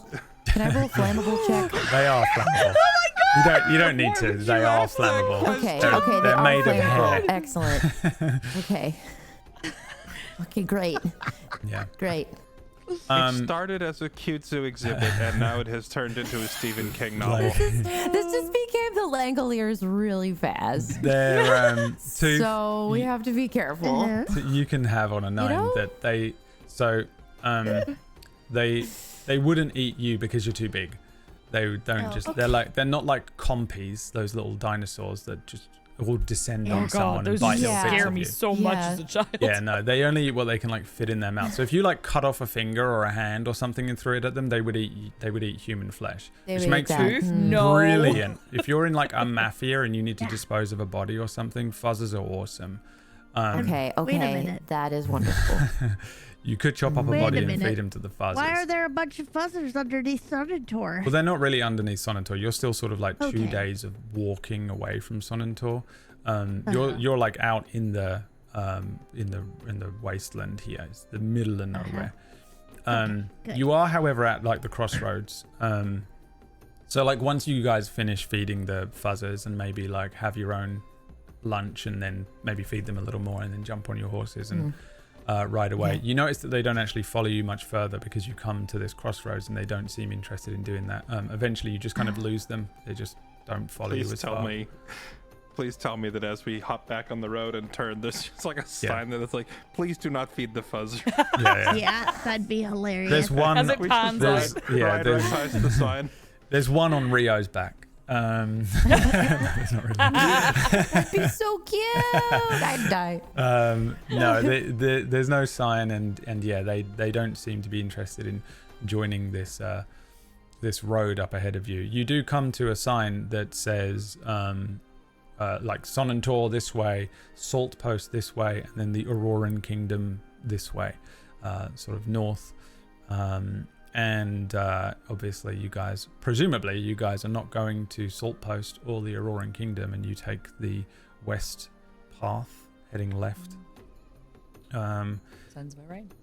For this, I will take 2 more D6s, please. Speth. Can't you do it again? Yeah, let Miss Lottery Ticket do it. She's 2 got it on D6. lock. Let's see. Oh, both ones. That's not a good sign. Oh, That's not a good sign. That's not a good sign. A 1 and Lottery a 1. tickets ran out. I'm cursed. I'm cursed. Don't have me roll anymore, Brad. I'm done. 1 and a 1. Not great. A 1 and a 1. Don't A say that. 1 and a 1. A 1 and a 1. The fuzzers are back. Oh God. I'm just kidding. This time. The alpha fuzzer is Yeah, the hungry. alpha fuzzer. If you guys He's see like the 20 dark feet crystal, tall. You guys see the dark crystal? Yeah, go on. Sorry, Phoebe, go. They're fizzing. Do you remember the little like? Yes. Yes. That's what make the fuzzers make me think of fizzing. There is... Wait, from where? Oh shit, no. in the distance behind you, from some mesas that sit really high up on one side of the roadway, you see these large sort of dark shadows suddenly drop off of the top of the mesa. As they fall, you see them fall for a moment and then wings expand. And they begin to turn in the air and glide down towards you. There are about 3 of them, and again, much like the rock, but they're not as big as the rock. It is a thing where you recognize that these things are pretty damn large, and you and your horses are very close to the entranceway, Torlind to Sonnentor. Up to you whether you want to fight these things or run and try and do a mad dash for the final little bit towards Sonnentor here. Oh, we're bad dashing, right? Yeah, here we go again. I was gonna stay and fight, but yeah. Like, Last time we did that, we got separated and one of us almost got eaten. I mean, how far away are we from Sonnentor? Could we You- reasonably outrun these things? You could They fly. you could easily outrun them if you try. Basically, you have to roll really badly to. Do we know what they are? Do we Yeah, recognize? that like does this look like people with hang gliders, or do these look like giant birds? Let's do perception checks. Let's see Yeah. what you can Ooh. determine. Oh,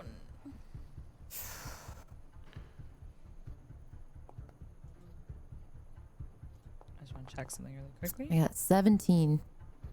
17. 19. Okay, I'm rolling with advantage because my shield. I couldn't remember if it did that, but it doesn't do it automatically. 13. 13. You all recognize Rio, not so much. You just sort of, for whatever reason, don't maybe recognize what these creatures are. That these are wyverns or wyverns, but I call them wyverns. 3 of them is rough. Oh. They're a big sort of reptilian. They're almost like a dragon or a drake, where they just have like a set of horrible scaly leathery wings and a huge tail which has an almost scorpion like ending that has a poisonous barb on it. They are horrible creatures to have to encounter. 3 of them is particularly difficult for you to battle with, but you guys are a big shiny brand new level 7 full long rested.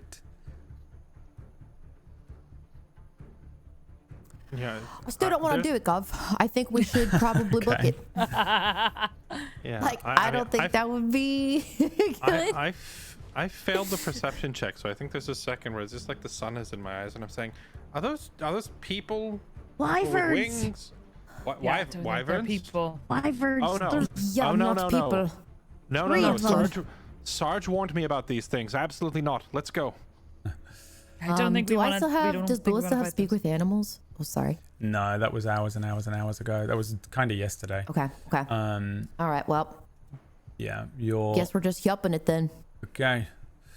In that case, everyone make me an animal handling check as the wyverns descend upon no. you. Oh, please let us get coming anyway. Let's go. I got an 8. Oh. 17. Oh, shit. Oh, not good. Not good. We rolled quite badly on these animal Right. checks. I Before might we get the fight accept these after all. rolls, do you have any bullshit that you can do here? You guys have. We have inspiration. Don't we have inspirations? inspiration? We all got inspiration. Do you? Don't we have true. inspiration? What do you got inspiration we- for? For, when you said in chat earlier that everybody gets an inspiration point, Oh, I took meant that. chat. I took that. You did. Everyone in Well, chat got an inspiration You point, so I said can just I put have up an with that. inspiration Okay, point. never mind. Never mind. We do all get inspiration daily because of I was Brula. about to say, this is the thing, is that Yeah. Brula, Brula you literally gives are inspiration daily. the inspiration machine. So we can assume Can we- that you have given Can we everyone reroll? an inspiration point. So Can we please do that? those of you that She's want to never- reroll, She's never actually Go for used it. the ability. I know, I know. But assuming I that she's know. giving And it when I anyway. said everyone has inspiration in the chat, that was entirely for chat. But when I was asking you before that, do you want to do anything or anything? It was because I assumed that, Brula is handing Can I out also just inspiration point out points that like candy every Everyone morning. should absolutely have aid, so you should all have your maximum hit points should be increased by 5, not temporary hit points. You may So need it. stacks Oh. with temporary hit points. Anybody that rolled under a 10 here might want to re-roll Yeah. with Brula's Yep. daily I- inspiration point. Well, but Yep. here's the thing. Can I table talk for a second, or are we roll? Because here's the thing. If one of us fails, we're not going to leave them behind, guys. So do we want to blow all of our inspiration re-rolling, or just go like, well, we should maybe stay? Because if 3 I wyverns kind at of this want to level. blow it, but that's the. This is CR 18. This is a I'll blow it. yeah. This is a lethal encounter. I It's know. beyond I'm deadly. Excited about it. blowing This it. is like That's one nat 20. All right. Hey! No way. Oh no! Oh, Rio, no! Nat 20! oh. Oh my goodness! You're all, Oh, dude. you're all rolling these nat 20s. I do actually have wait. some. With What? nat 20, can we just pick Rio up and we both grab him by one arm and just. You can, but it leaves Show- Apollo you know. behind. No, he'll kill us. We couldn't leave Apollo behind. We couldn't. Wyverns look hungry. I do have a thing that I can do to try and assist with this. A new feature that I got on the level up called Tactical Mind. It lets me burn a second wind charge and add it to a skill check, which I'm going to go ahead and do since our bard is not giving me bardic inspiration for this roll that she should be giving me right now. That she should be giving me right now. Bardic Inspiration! Thank you for bardic inspiration. I appreciate that. I was about to time that I out. give you guidance. Yeah, with your nat 20s, you put hands on him and bardic inspiration, and you hit him with a guidance. Yay! Okay. I'm riding alongside you and grabbing your arm, going, "Come on, Rio!" That will put it up to a 12. And just to be on the safe side, I will also use my own new ability, which is called Tactical Mind, which lets me use a second wind charge, but instead of using it to heal myself, I can attack it onto a roll, which will be this. So that actually puts me up to a 20 with everybody else. Everyone's on a 20. Yay. Okay. The I'm not. I'm on wyverns 17. descend. You see them kind of glide for a moment, and then with a hefty beat of their wings, these dragon-like creatures rush after you. The horses kick into high gear, the ponies kick into high gear, and you guys on your steeds are able to just book it. And this time you're in like perfect like formation here, as we see the four of you just sort of make a chevron and along this road. The horses underneath you just hitting their full stride, the wind battering at their manes, the four of you taking like jockey positions and rushing towards Sonnentor. Ahead of you there is a lot of people amassed underneath Sonnentor. There is a lot of little stalls, and there are tents and carriages and things, and you can see them. You can see the one of the spires above, floating above you on one of these land masses, and you can see a great big sort of golden structure on the ground that is the kind of finish line that you need to make it towards. You do 100 feet. We're not leading three wyverns to a bunch of people, are we? You're leading 3 wyverns towards Sonnentor, which is perfectly fine. Up on one of the spires and up on one of the other spires, you see this arcane sigil move around in the air and then activate. It starts to turn over and turn over and turn over, and this sort of huge arcane burst, like a repulsor ray, just launches from this thing above you guys. There's the wind which is kicking up all of that dust is like dispersed as a sort of a ray of force energy is launched down towards these wyverns. You see one of them knocked out of the air immediately. It flies, hits the ground, rolls over, and then lifts up and flies away again. A second one is struck behind you, hits the ground, rolls over, struggles, screeches, lifts up into the air and flies away.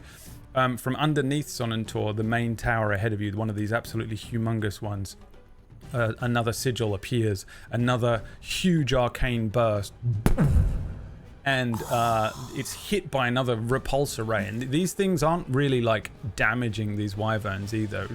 It's just a thing that keeps huge monsters away from Sonnentor, especially flying things like this. It strikes them. It probably does do a little damage to their hardy creatures.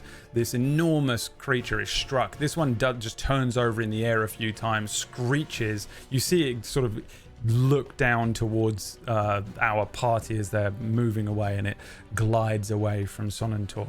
The four of you rushing away from these things maybe catch up and recognize what's happened here as you're able to finally get away from these creatures, bringing the horses down slower and slower before eventually having to almost completely stop for a bit, because you come rushing into an area where there are lots of people, and during this approach. Dude, that was like riding up on some Minas Tirith shit. That was so cool. Holy that was so cool. I'm sorry, but man. You get closer, and during this day and during this last little segment of hard riding that you did here, you sort of really understand the scale of these towers that you're approaching as they come into focus. The central tower is probably the biggest man-made structure any of you have ever seen. I don't think any of you would have seen anything bigger than this. There's nothing in New Runenstein that's anywhere near what this colossal spire of endless golden gilded openings, giant ropes, arcane glyphs would look like. It's just enormous. It's so huge, and it's floating above you. It is sort of surrounded by other towers as well. Another one that's almost its equal in size, and then four more smaller ones that are still enormous. There are bridges, and you can also see these ropes and wires with these things that look like sky carts, connecting like this huge spider web across the sky, connecting each of these different towers. Each one is resting on its own impossibly large floating section of land, lifted and still in the air by ancient forces. These things aren't moving around. It's just sitting up there in the sky above you. And you guys ride these horses hard towards these towers, eventually having to slow down, eventually coming into... there's a lot of people amassing around the bottom of this tower. Underneath these towers, as you approach, is what the entrance is, and ahead of you is the great sort of golden gilded entranceway, Torlind. It is a giant archway that is rising up from the desert peak here. It is an enormous sand-covered kind of platform, but it isn't fully coated in sand. It's just dusty from the wind. There is this enormous sort of glass-covered runic layered bands of polished mithril platform that is ridiculously large underneath the central tower here. It is there is the archway that is above it, the golden archway, is sort of an enormous ellipse shape of arcane power that runs underground and then comes back up around this platform. So it looks like an archway at first as you approach, but it is actually just a big disc that is going deep underneath the ground.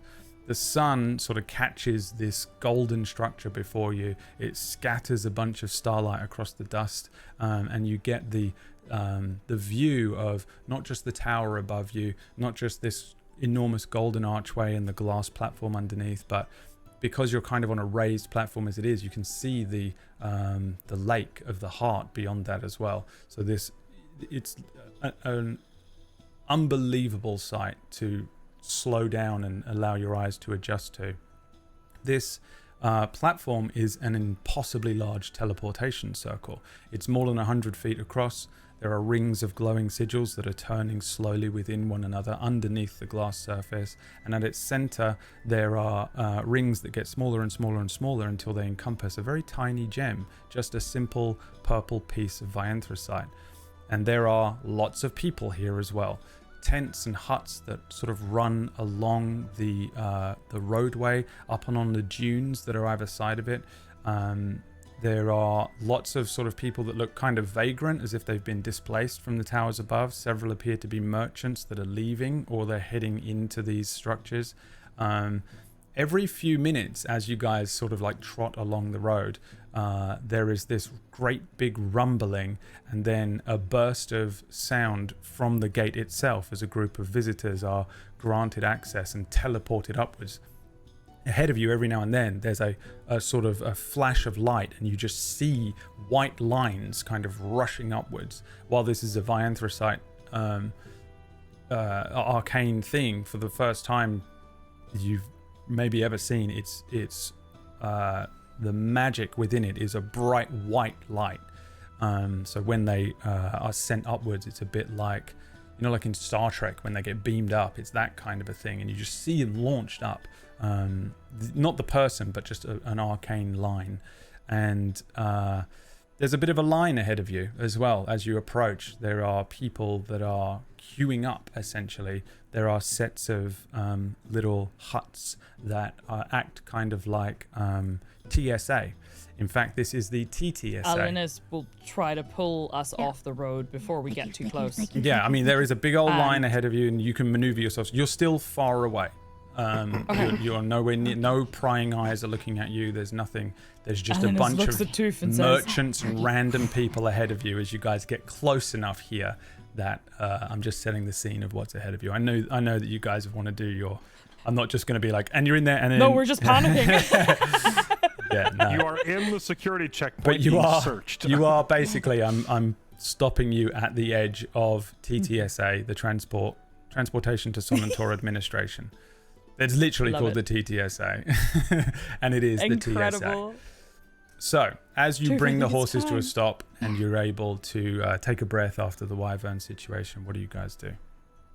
I definitely think I look pale, which is weird because I'm already pale, but I look like maybe I'm gonna be sick or I'm gonna puke. Yeah. It might be time to do that thing. Oh God.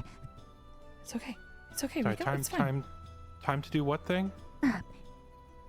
So I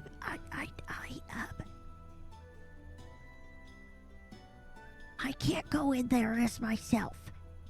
What? I need a disguise. Are you banned from Sonnentor? I say so loudly. Probably a few people turn and look. You're not like in amongst loads of people here. There's what I mean when I say there's lots of people. It's a surprising amount of people for like the middle of the desert. But you're not like in a huge crowd of people, like, you know. But you don't have to worry too much. Wait, are you banned? Are you banned from Sonnentor? My ears bend down and I just slump down. It's okay. Yeah, I am. It's okay. Okay. No, that's not. I mean, we're gonna get you inside. Maybe you should We'll have. figure it out. Maybe you should have warned us before we got here. I was scared you would ask me why, and I don't want to talk about it. I didn't do anything wrong. I don't care why. I just know we need to get in there. So Yeah. what do I start what, looking around. Is there like a place that we could I have put this. to? I pull out a disguise kit. This is Jerry. And I was hoping Brula could maybe help me with a costume. So what do you actually need to get in? Do they check our passports? They're gonna check everything. They're gonna ask us who we are and our reason for visiting, which should just be pleasure, or we're just exploring. A magical disguise will not work. They will see right through that. So it has to just be a regular disguise. Okay. Okay. I mean, most places that I go, I just use my Adventurers Guild license as like a kind of identification. Are they gonna check that? I mean, they might, but that's okay because Toof isn't my actual name, so that's fine. I mean, it is, but it's not the Well, name. what is an actual name, right? But what? So It's just not- what's written in your book isn't gonna get you in trouble. Yeah, we should be fine. So, really, then, if it's not your legal name, that's the problem. It's just hoping it's not someone who recognizes you. Yeah. I have lots of That's face okay. paint with me. We can use that too. Yeah, we shouldn't need to go anywhere near where anyone would recognize me. It should be fine. Okay, what places do we need to avoid while we're in But there? Yeah. basically the 4th floor, like anywhere up in there, and in that tower. Okay. That's Leora, and that's where I lived. So we can't go Okay. there. Well- And What's a floor and what's a honestly, it's so just wow. I know. I would. So those are the spires. You see. So that's Theskar. That's Thale. So that's where I worked. And that's where you're probably gonna want to go. That's where the performances will be, Brula. That's where most of the entertainment will be. And that's Spire Leora. That's where I lived. And then I would take the rail every day to go to work over on that spire. That's the exact rail I would take. That one right there. So each Wow. spire itself has a name. Uh-huh.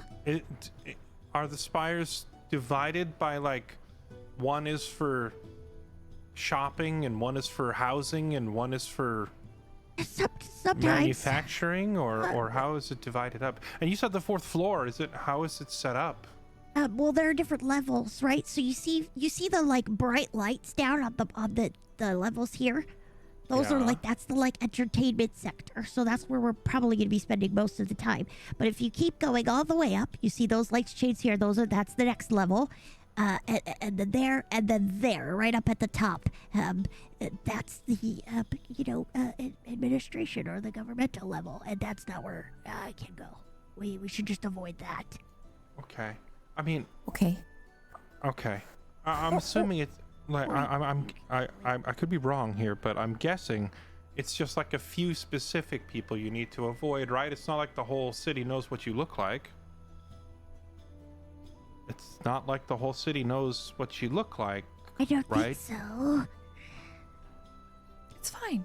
It's fine. We can do this. It's okay. We'll Yeah, just yeah, we'll make you look yeah. a little different, and we'll Okay. hide as much of Okay. you as we can, and we'll just Okay. not go anywhere where they No, I'm might not gonna be. ask. What? Sorry, nothing. Shush. Okay. My invisible friend that floats next to me that the party often forgets about is like, ask what they did. No. I think she was Linus is like, shush! What do you mean, shush? Why are you No, shushing me? Not you. Oh! Got it. Anyway, yeah. So I mean, the alternative is I could just wait out here. No, you're I'd coming with us. really like to go home No, again. I think we probably need you in there to show us the way around. None of you can Yeah. have. To show We you need a around. guide. I think my Yeah, we cactus should stick is together. probably dead though. Yeah, I mean, I was even thinking back in Osterhold, that's the farthest from home I've ever been. This is incredible. But yeah, I've never seen anything like this. We'll probably get lost in there for days. Yeah. Well, you really just want to be in the sanctuary, which is kind of the entertainment, and even that could take a very long time exploring. There's a lot of things that I've never done, and I lived here my whole life. Well, do we have to go up into a specific spire? Are they all like separate communities? Sort of, but you see the rails that connects everything, really. But we want to go to Thale, which unfortunately, the fourth level of that is the administration, which we want to avoid. But we do want to go to the sanctuary, which is entertainment and enlightenment and all of that. So the one place that is like the highest risk of you being recognized is where we have to go? Yeah. Okay. Oh. Of course it. That's fine. Of course it is. Right. So, we just so not avoid- just a light outfit will definitely need to make it Yeah. pretty unrecognizable. I open up my bag and show Brula, and I'm like, I mean, I have some makeup. I know We you could said. probably, you know. Yeah. I know you said that you don't need a different, document or ID, but having something that claims you are somebody else could also potentially bail you out of trouble.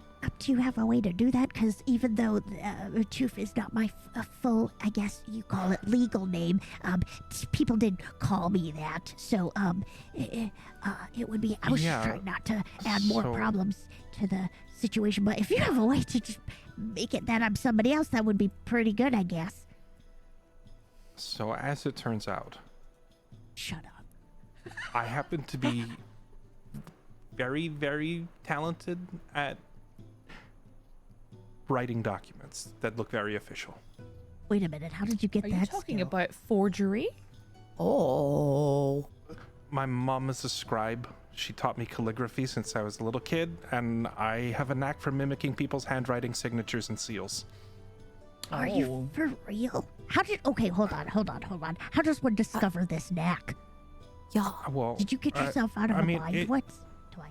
No, I actually never really used it to get out of trouble. It's just that when my parents were, my mom specifically, was teaching me how to write, I was copying her handwriting almost perfectly from when I was a little kid, and then I copied my dad's perfectly too, and then I tried a few other people's and realized no one could tell the difference. Oh, perfect. That's great. We'll just give me a different identity entirely. That's wonderful. Yeah, I'm gonna need. Can you make it that I've been to prison? I could give you a criminal record probably, but Would that be good? Well, I just want to have gone to jail like you guys have. I'm gonna need a few things though. Maybe the merchants down here sell what we need. I'm gonna need some blank paper and some leather and some cover. I mean, isn't that gonna be obvious? No, look at all these merchants. I'll just walk around and buy up a few blank pieces. I'll be Okay, right but back. hold on.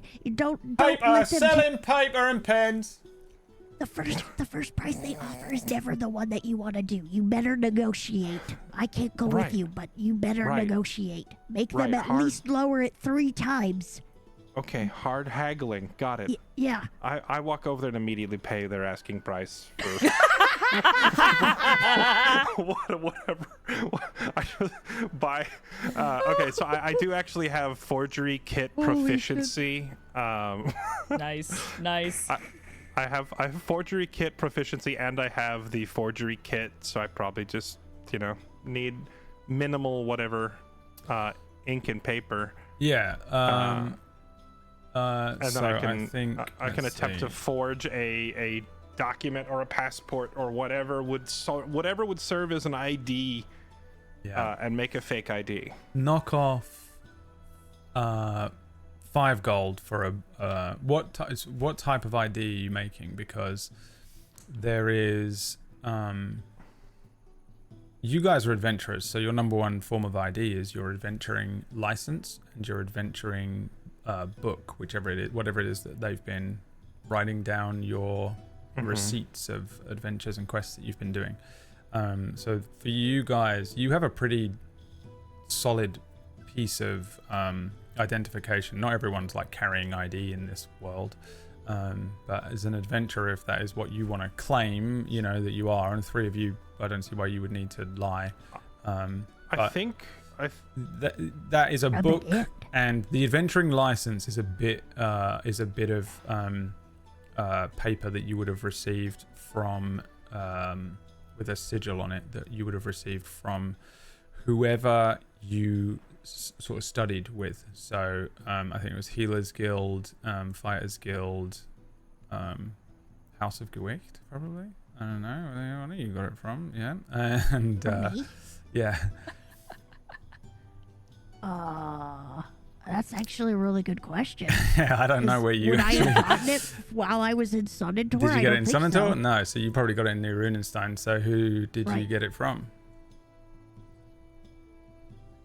Oh. Which means it says Tooth, right? Right. So it's already a forgery, essentially. So you probably, your adventuring license and your adventuring book might not even need to be forged here. Well, I imagine that they didn't call me by my full legal name the whole time I was here, right? They probably still called me Tooth. Right? Okay. Or, no. Yeah. Not everyone. I'm sure some people dropped the whole I think thing, we just but... give you a completely different In that name to be case, on the yeah. safe That would be side. great, actually. Okay. Yeah, I think we just fabricate a whole new identity. And since I already have 4 other real adventuring licenses to base it off of, that would make it a lot easier for me to like holding mine out to you going, I feel like I'm committing a crime, knock but off, I'm just going to pretend I'm not. Knock off 5 gold for a book, some paper, some ink, and a ink pen. I'll pay for it. Gotcha. By the way, 5 gold is a yeah, great deal off of this guy who is just a random merchant on the street who's giving you a good deal because you're just on the street, you know. It would cost so much more in Sonnentor. It would be like actually, 25 to 50 gold you're looking at. Believe it or not, I have a vial of precious ink from the prequel episodes that we got from the cargo ship. That's right. You can use that if you want. Ship that crashed. Yeah. The ink is by in far the case- most expensive thing, so you can knock it down to 3 gold. Well, I was gonna say I'll Depending on how buy much some paper regular you want. ink. Yeah. I'll buy like with the regular ink off of this guy, and then if there's anything that's fancy or hard to mimic with regular ink, I'll pull out the fancy ink that I got from that. that adventure. So I guess what I need from you, Tooth, is who did you study with? Because this is how we'll know whether your license is fancy or not. And if you need a list, it's in your handouts. The handouts. I do. I'm looking right now. have, in your journal, you'll see. While Tooth's figuring that out, yeah. is there anyone nearby that would be selling ball bearings? Yeah. I would like to replace my ball bearings. Anything you could get off of a general merchant, you can get here. Okay. So I will buy myself a replacement set of ball bearings. Yeah, because that's 1 I like gold, to knock off a make gold. my armor. Okay. Okay. Yeah. So yeah, yeah. Go on. You know. Maybe you could help me decide, because I think so. In terms of who I would have had to study with, oh, this is tricky, because I just imagined that I worked for many guilds, like including the criminal guild, but I didn't know what I was doing. They were just like, You "Go have to do this train thing," with and one for a year or yeah. two. So, oh boy, is there one for like a for jewelers or any sort of thing that I would have had history with from Sonnentor that I could have easily like passed a test or something? Really, it is the House of Gewicht, so I don't think you probably did it. They do have an office in that you probably could have accessed, but it's not really a place where you would have. I'm fine to say I just never actually did my training and that my papers are forged. I'm fine for that too. Like perhaps it was the person who set me up with my weapon and stuff before leaving Sonnentor. Yeah, you're a side Or just quest like, character. "Take We this get and it. go." Those of you that watch side quests will understand that. They're all fucking fake. All of the fuckers played forged document. That's right. Fucking. None of them were like real. So they were all just like, oh, finding out that you also forged your documents, and none of us were actually adventurers legally in this country. There is also there's the generic guilds, like there's the Foundation Guild, and they are like everything. They have everything. Like you can train under them for any specific thing. Well, There'll I be have an someone idea. there. Why don't That's the point. when of them, I really. left, could we say that I have someone that like gave me documents and told me where to go for my weapon in the House of Gwecht, and they basically just gave me, so the document is technically legal, but I didn't study there. They just were like, here's your papers, get out, kind of thing. Before you left Sonnentor? Yes. Yeah. We'll say yes, and we'll figure that out Okay. later All right. on. All right. Because it's Sounds good. yeah, it's probably a bit of a complex thing, slightly All maybe. right. But yeah, we'll say you did that. Then I Okay, think that makes so then- sense. So then we don't want to use this document, but that's where, yeah. Okay, got it. So you want a Okay. forged document for probably someone somewhere else, probably from Felsenhort, because all four Yeah. of you did. You all studied in the in Fighters Guild. It'll be Felsenhort. fine. So Here you go. What name did you pick? What? That's the only Yeah. part I didn't fill in yet. I need. I don't know what Gesto names or sound like or how they're spelled. So you're gonna have to give me a convincing name, and I'll write it down. But I'm. Name. You're gonna have to make one up. I don't know what you're.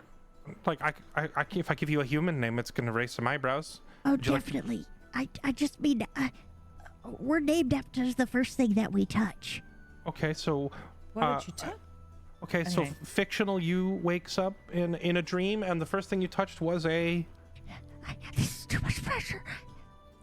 That's a lot. That's a lot of pressure. Pressure. A bent teaspoon. A Okay, bent teaspoon. Okay. sure. That's better than the ball bearings I was going to suggest. Okay. Okay.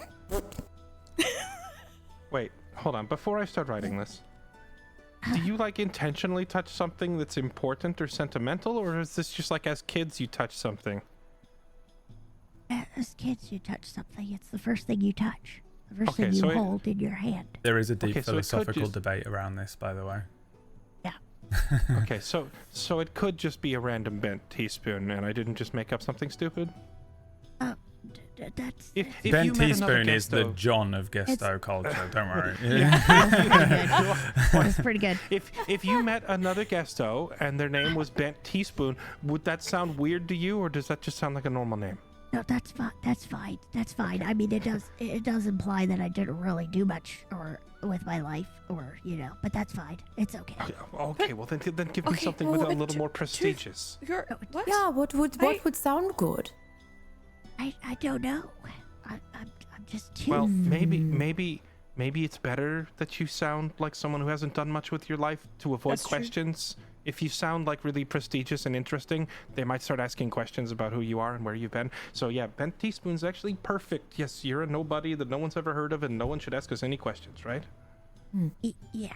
Okay. Okay. Yes, let's do it that way. All right, here we go. Bent Teaspoon Esquire. Okay. Here you go. You also need to I just- provide a guild from which this was produced. It's Fighters Guild because that's the one I've seen the can most, copy it and I can as and I guild, can and copy you it. can Copy the guild heads. And I know all the info, and I know the guild head and all that stuff. So I use my own as a much baseline. easier to forge a fighters guild. Some fighters guild licenses are probably just like someone's hair.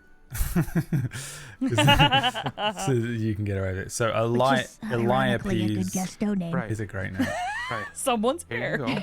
Okay, so I went ahead Eliape's signature is what you've got. That's your guild head, Eliape. and gotcha. So I filled out like some of the older jobs that we actually did.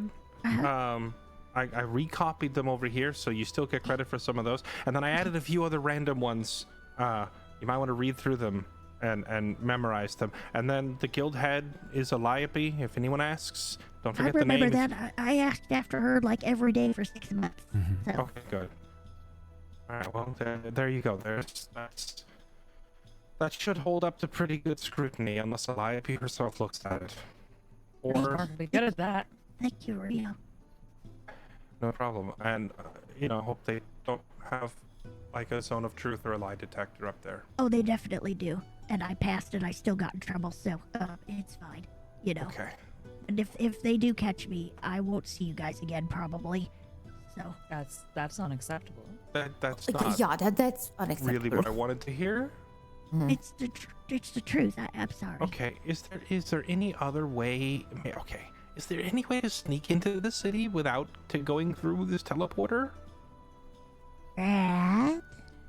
Not that you know of. You can try and roll me a natural 20 for rumors. I will always try.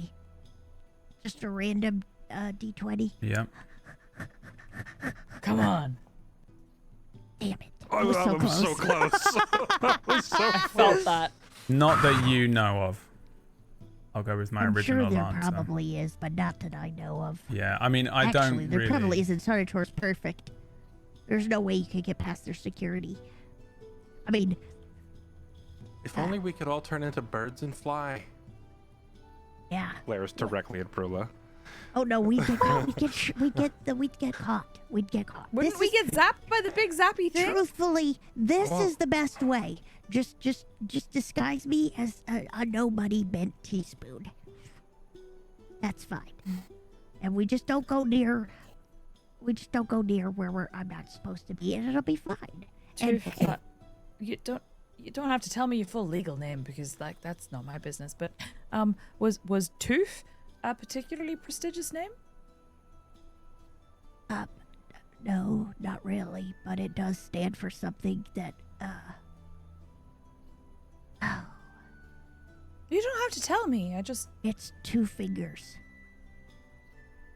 But- Is my name. doesn't that mean? Oh. Oh. A group of people appear like behind you, and they look like they're trying to do the thing of like, are you guys queuing up, or like, can we go past? And Good, go ahead. they like look. They kind of look over each of you. Read One the of them. room, guys. They're all humans. They look kind of piratey is the best way to describe how they look, but they kind of also look like they've been traveling on foot for many days.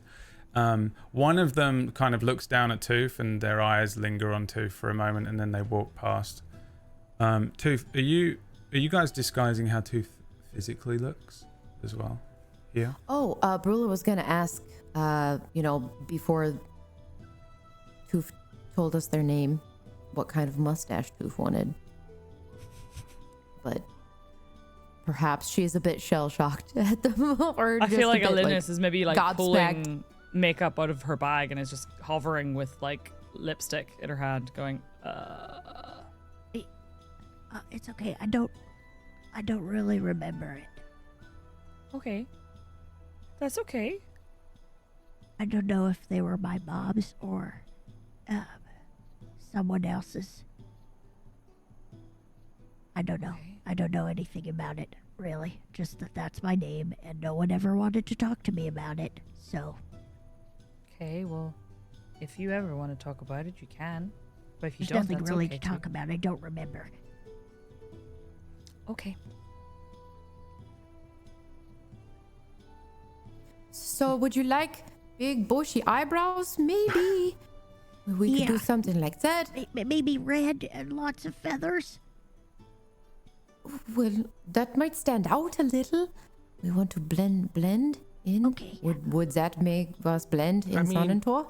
A lot of Gesto, from what I've seen, some of them do have kind of bright feathers or scales or whatever that thing above your eyebrow is called. I'm sorry, I don't know the name of it. But don't make it too bland. We don't.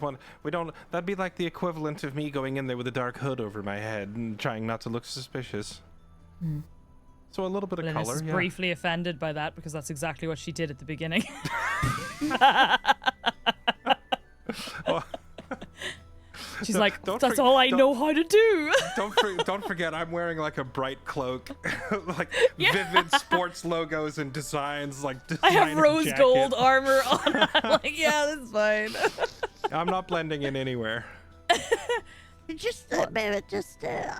guess it's just fine. Just do whatever, bro. I trust Well, you. Bent teaspoon. This is your opportunity to look however you want. That tickles. Then there's like an anime moment, like when all of the characters dive into like a smoke ball, Yeah. and then it comes back out, and it's Tooth looking insane. Like you look like the Joker. And then we see all the characters like shake their heads, and then everyone dives back in, jumps back out. Tooth looks like a little old man. Like a little old man Gaston? Yeah. That works because bent teaspoon. Oh, I kind of love that. You've actually done right by me because it means that I lived up to my name, which is a big deal. So even though it's a bent teaspoon and I'm a bent teaspoon, I'm happy. This is great. Thank you. Okay, so you look like a little old man. They sort of adjust your clothing, turn some of your like things. I know that it's like a touching thing, but just for the anime scene of it, it's like delicately done over the course of some time, but they turn some of your clothes inside out to give them a different effect. You kind of look like you're wearing like a instead of it being like a classic looking, like you were wearing like a little mage's cloak. I was wearing my Sonnentor cloak inside out, so maybe you I were can wearing just it turn inside out. I was, yeah. So you probably don't want to wear that. You can take it off. Wait, Just roll it up. Brula. Only got to get in. I'm kind of like falling in as Brula's assistant more than anything, and I'm like, what if we took my cloak and then like I don't know, cut it, adjusted it, maybe made it a different size? Can we do that? Yeah, I suppose we could do like a little. And Brula like just. Yeah, it's. Yes, you could put it like that. Maybe is that what you're Craft a thinking? brand new cloak for you. Oh, okay. Okay. And I Brula, like, clearly am ties a neat struggling little to ribbon. take my cloak off. Yeah, like I don't want to do that, but then I do, and I fold it very neatly, and then Merple puts it in my bag named Rug. A different, more generic looking keep cloak. this. What color was it? Yeah. This cloak that you've cut up? It's kind of like a not quite cream because we've been traveling, so it's kind of gone. I've been wearing black just because it's the only one I could get, but the in character it's like a cream color, but it's kind of slightly tatty now because we've been on the road. It's been dusty, and Brula's been sleeping in it. And I love it. you can keep it. Thank you. There's an old man I'll get to it. who is sitting nearby, and you see him stand up and then walk over towards you, and he sort of like looks at all four of you and then looks at Tooth and looks around, and then he reaches into his pocket and says, "You don't mind taking these, do ya?" And he offers you a little tiny little pair of spectacles. He says, "These don't fit me." Can I roll insight? The fuck is happening here? You absolutely can. I would also like to roll That's insight on that if that's okay. terrifying. Yeah. I'm like squinting my eyes at him like, what? That's a nat 20. So Nat 24. Dang. Here's what you understand about this guy. This guy has been watching everything you've been doing and understands everything you've been. You said there was been no watching. one watching over our shoulder, Bradley! And, Okay. and he couldn't be more supportive of it. And he wants to add. He wants to get involved and add to the disguise. Oh my god. But this is Is he a incredible. I little love him. He's a Rebel? homeless man. This is incredible no, because He's an Oh, wait old. a minute. He's an old vagrant living outside underneath Sonnentor. Human, probably early 70s, real skinny, wiry frame, like desert rags and just a sort of a wizard's beard running down his front. I love him. this Got like I 3 feel teeth like this in is his head. crazy huge. Yeah. He's giving me his glasses, and I will He's take giving them you with my hand. sunglasses. Right. They look sunglasses. far too Oh, small okay. for him. Okay. Then I hold out my hands, both hands, to take the glasses, and after a second of like looking at him and trying to assess his intentions, and then my expression will soften, and I'll nod at him and thanks, and then take the glasses and put them on with my claw hands. What do you think? He looks across each of you and like he looks down and says, "They suit you. It's been a long time since I was an adventurer. Well, good luck getting in there." Oh, That's God. Who Not the that you fuck need is luck. that? He turns That around NPC's the and then heads crazy. back towards where the teleportation platform is. He kind of just starts meandering through the people. Who was it, Brad? Fucking Merlin, dude. Just got- Dude, it's Just gotta be somebody wizard. crazy. He needs Bermuda shorts and a staff. Oh my god. Which player's retired character from Exactly, the previous campaign dude. is it? I You love that shit. yeah, so you have a little pair of spectacles, you have this outfit, you have a little makeup that adjusts maybe the sort of tone of your skin a little, changes maybe like gives you just some different like contouring and depth to make the shape of your face look a little different. And you have a forged document. Speaking of which, give me that back. If we're making you look so old, I need to write you a longer history. It doesn't make sense. No, I joined recently. Don't give me too much to memorize because I'll be bad at it. It's fine. Okay. I can be a recent adventurer. I mean, I don't have to pack it with a ton of stuff, but I do need to change the dates. If they look at this looks like a young man's. This is a rookie's. I am a rookie. Please. We have to stick to somewhat close to the truth. They might go, why is it old man? And I'll just tell a story about how I had a change of heart and how I wanted to experience life as an adventurer, and I'm actually quite good at it. Okay, Well, if you're sure, I think it'd be safer if I gave you a longer history, but I won't be able to remember it. It'll be bad. I won't be able to keep the details It's never straight. too late to change your career, right? Exactly. Yeah. Goof, can you Okay. sound like an old Gastro Goblin? I can try. No, Yeah, that's good. That's I'm good. Just, gotta yeah. be honest, all Gestos sound kind of old. I mean, And Brula looks at Rio. what? The old Not the Gesto, time. the old Gesto and Tooth sound kind of the same. Yeah, but they might I'm sound differently just to each saying, other, Rio. Don't change your voice too much. Don't overdo it. See, like that. You don't need to do that. Don't overdo it. Just talk a little slower, and you'll be fine. Okay.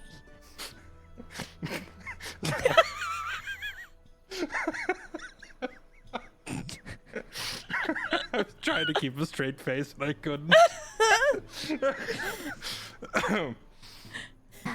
Okay. Should we go in now? Yeah. Everybody yeah. look confident. It's nice to meet you too, Bernadette. And I tap my glasses. For a moment, I thought you were talking to a random NPC in front of us. hello there, dearie. Why are you flirting with that random lady? I mean, I am in my head. It's just my glasses.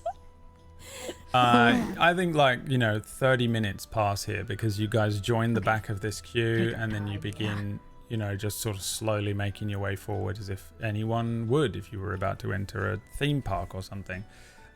Real quickly, before Brula we get plays any, her instruments. Yeah. before we get People any love deeper into it, that one group of piratey looking dudes that came by and you said one of them lingered a glance on Tooth a little longer. Yeah. Can I spot them and see what they're doing? Because that did not escape my notice. Yeah, roll me an insight check.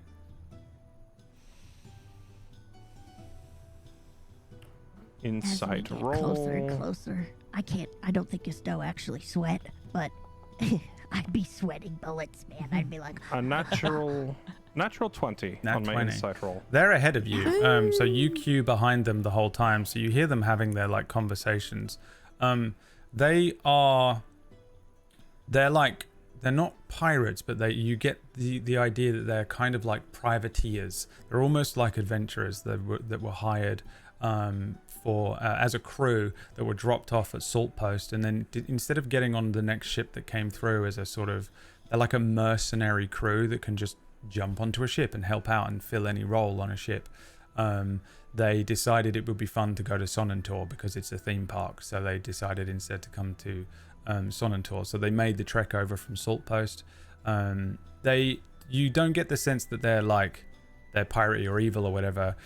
You get the sense that the reason that the person lingered on Tooth out of your group is that this is the cultural home of the Gestos. So It was sort of just a thing of like, oh, this is where the Gesto are from. Oh, look, this guy's a Gesto, you know. And it was that kind of a look. It was also, since you got a natural 20, just a segue for me to get you to think about like, I wanted to know if you guys wanted to do something, a physical change for for Tooth. Okay. So it was partially Yeah, just that. But you don't get the sense from these guys that they had any interest in Tooth really outside of just being like, oh yeah, this is where the Gesto are from. And this guy like was looking at him. So yeah, you sort of catch, you know, when you're just standing in line and you kind of hear people's lives and you naturally just pick up on random things. You get that information from them. It's not even accidental. I'm like intentionally eavesdropping on these guys because I saw them kind of look at us, and I'm like, did that guy recognize Tooth? Is he looking for a payday? So I'm like listening, and then once I hear them talking about their privateering, you know, story or whatever, eventually, like mercenary if I've heard enough, I kind of, eventually I tune them out. I'll crouch down next to Tooth and just say, "Hey, bent teaspoon. If it comes down to it, and I need to, is it okay for me to put my hand on your shoulder?" Okay. And then I stand back up straight.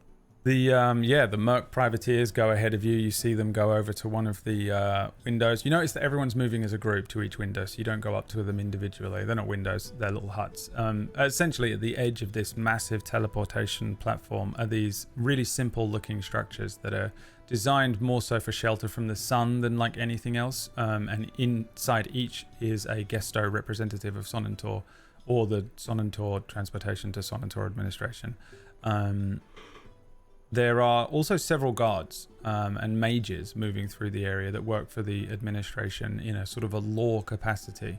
They have an internal lawkeeper thing. Sonnentor doesn't really have like a military, so if there was like a war, they wouldn't be like asked to join. But they do have pretty much sort of like a militia that are partially some people that live and work in Sonnentor, but they have lawkeepers that are kind of, they're known as lawkeepers, and they're just as close as you would get to a sort of a police force / military. But for the most part, they're just a police force. And you see them moving around. They all wear very simple looking robes that are kind of a spun gold color.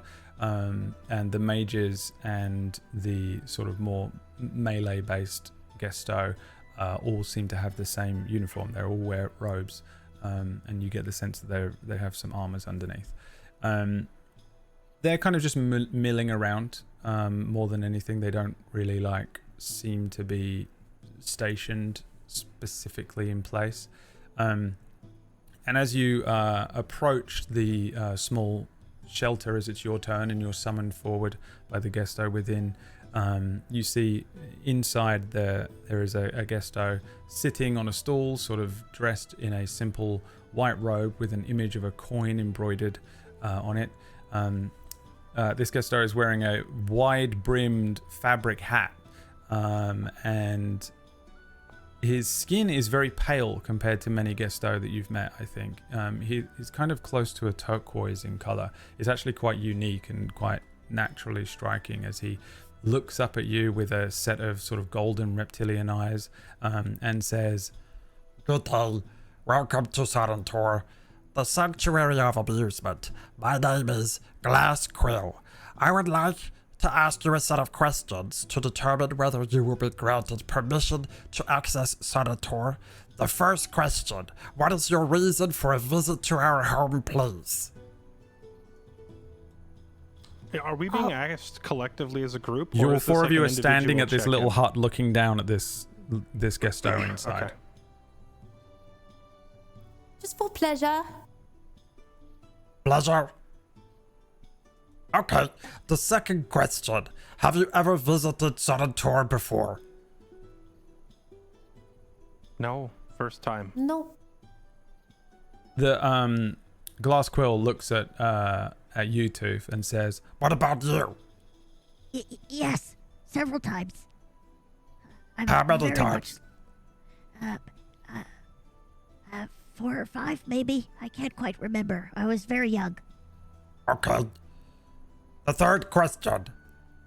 Are you wanted for crimes in Sonnentor? any of the surrounding towns or countries? No, of course not. No. Nope. What about you? Looks at you again, too. Oh God.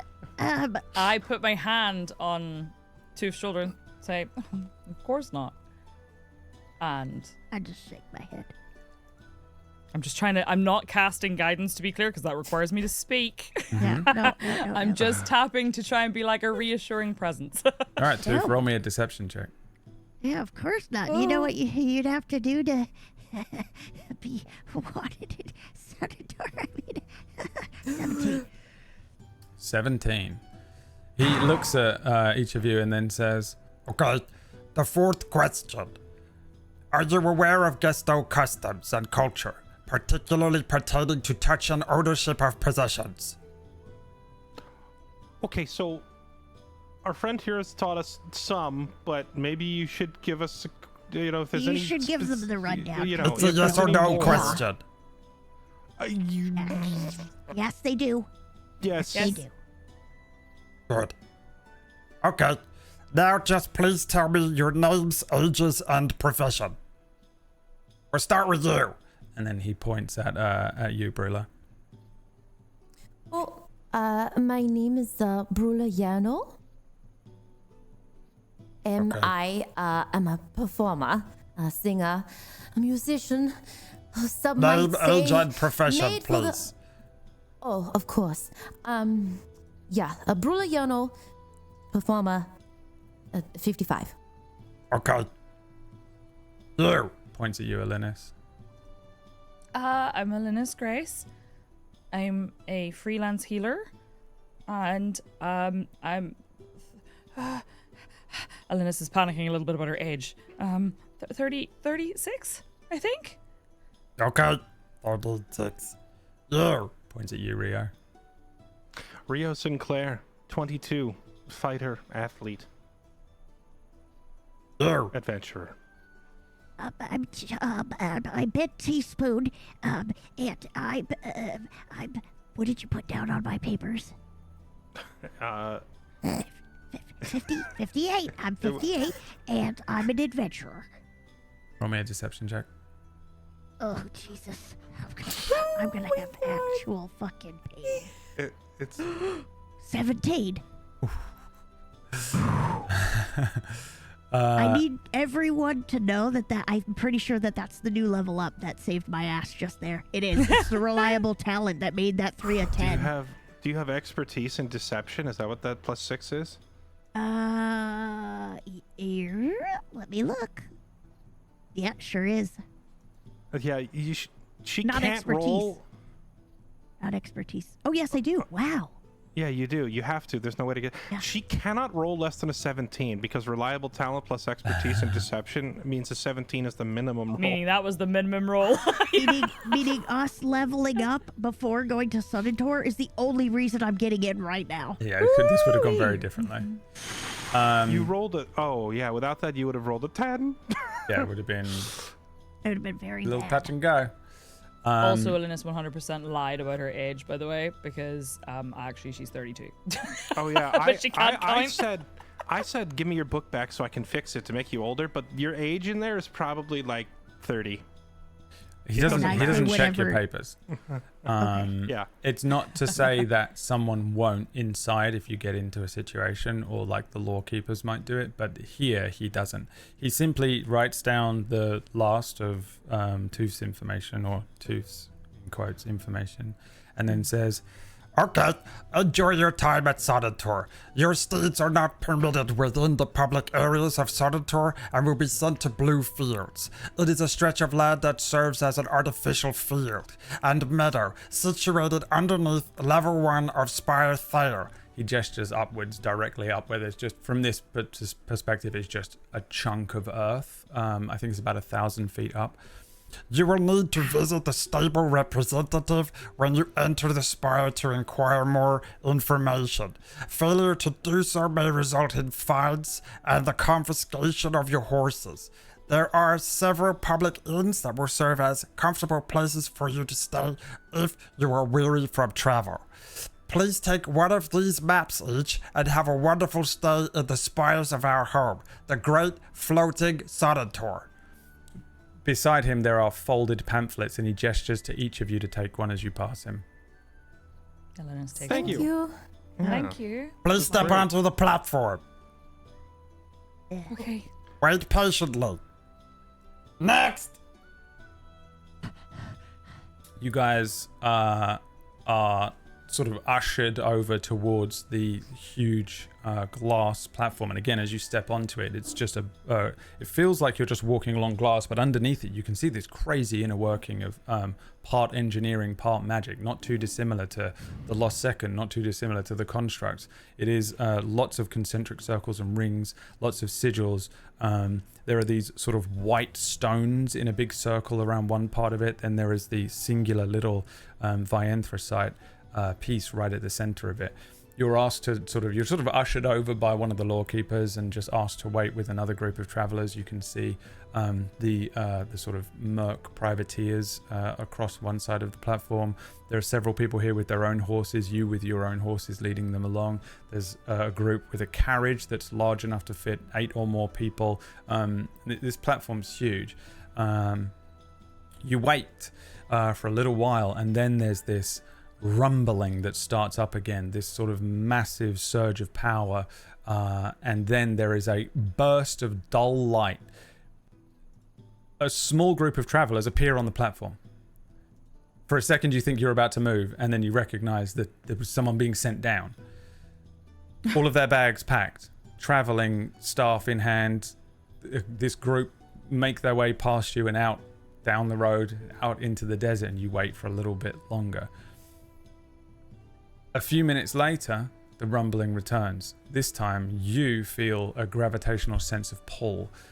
It's not particularly strong, but it's present as the device below you activates again. There's this coalescence of arcane energy that sort of makes the hairs on the backs of your necks stand if you have them. And then there is a very dull booming sound. And you're standing somewhere entirely else. And that's where we're going to end today's session. Thank you so much for playing, players. Thank you so much for watching, watchers.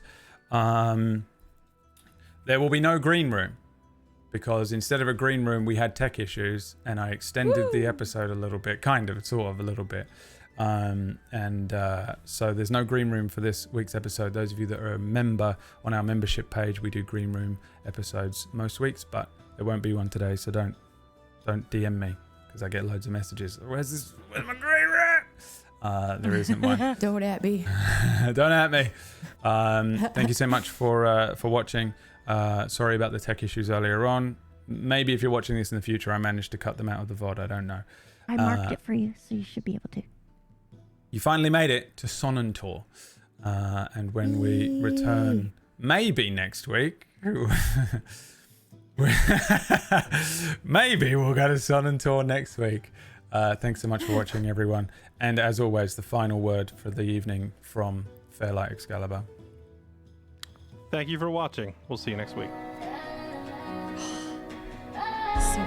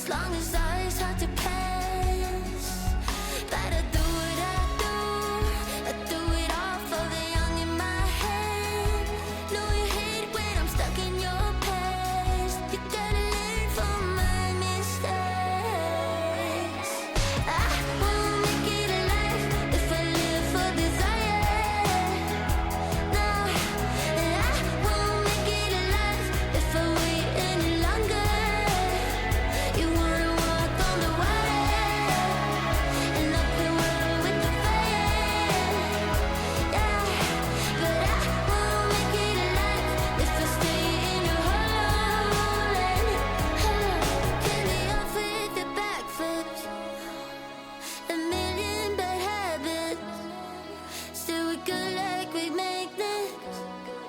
gotta listen to my shit.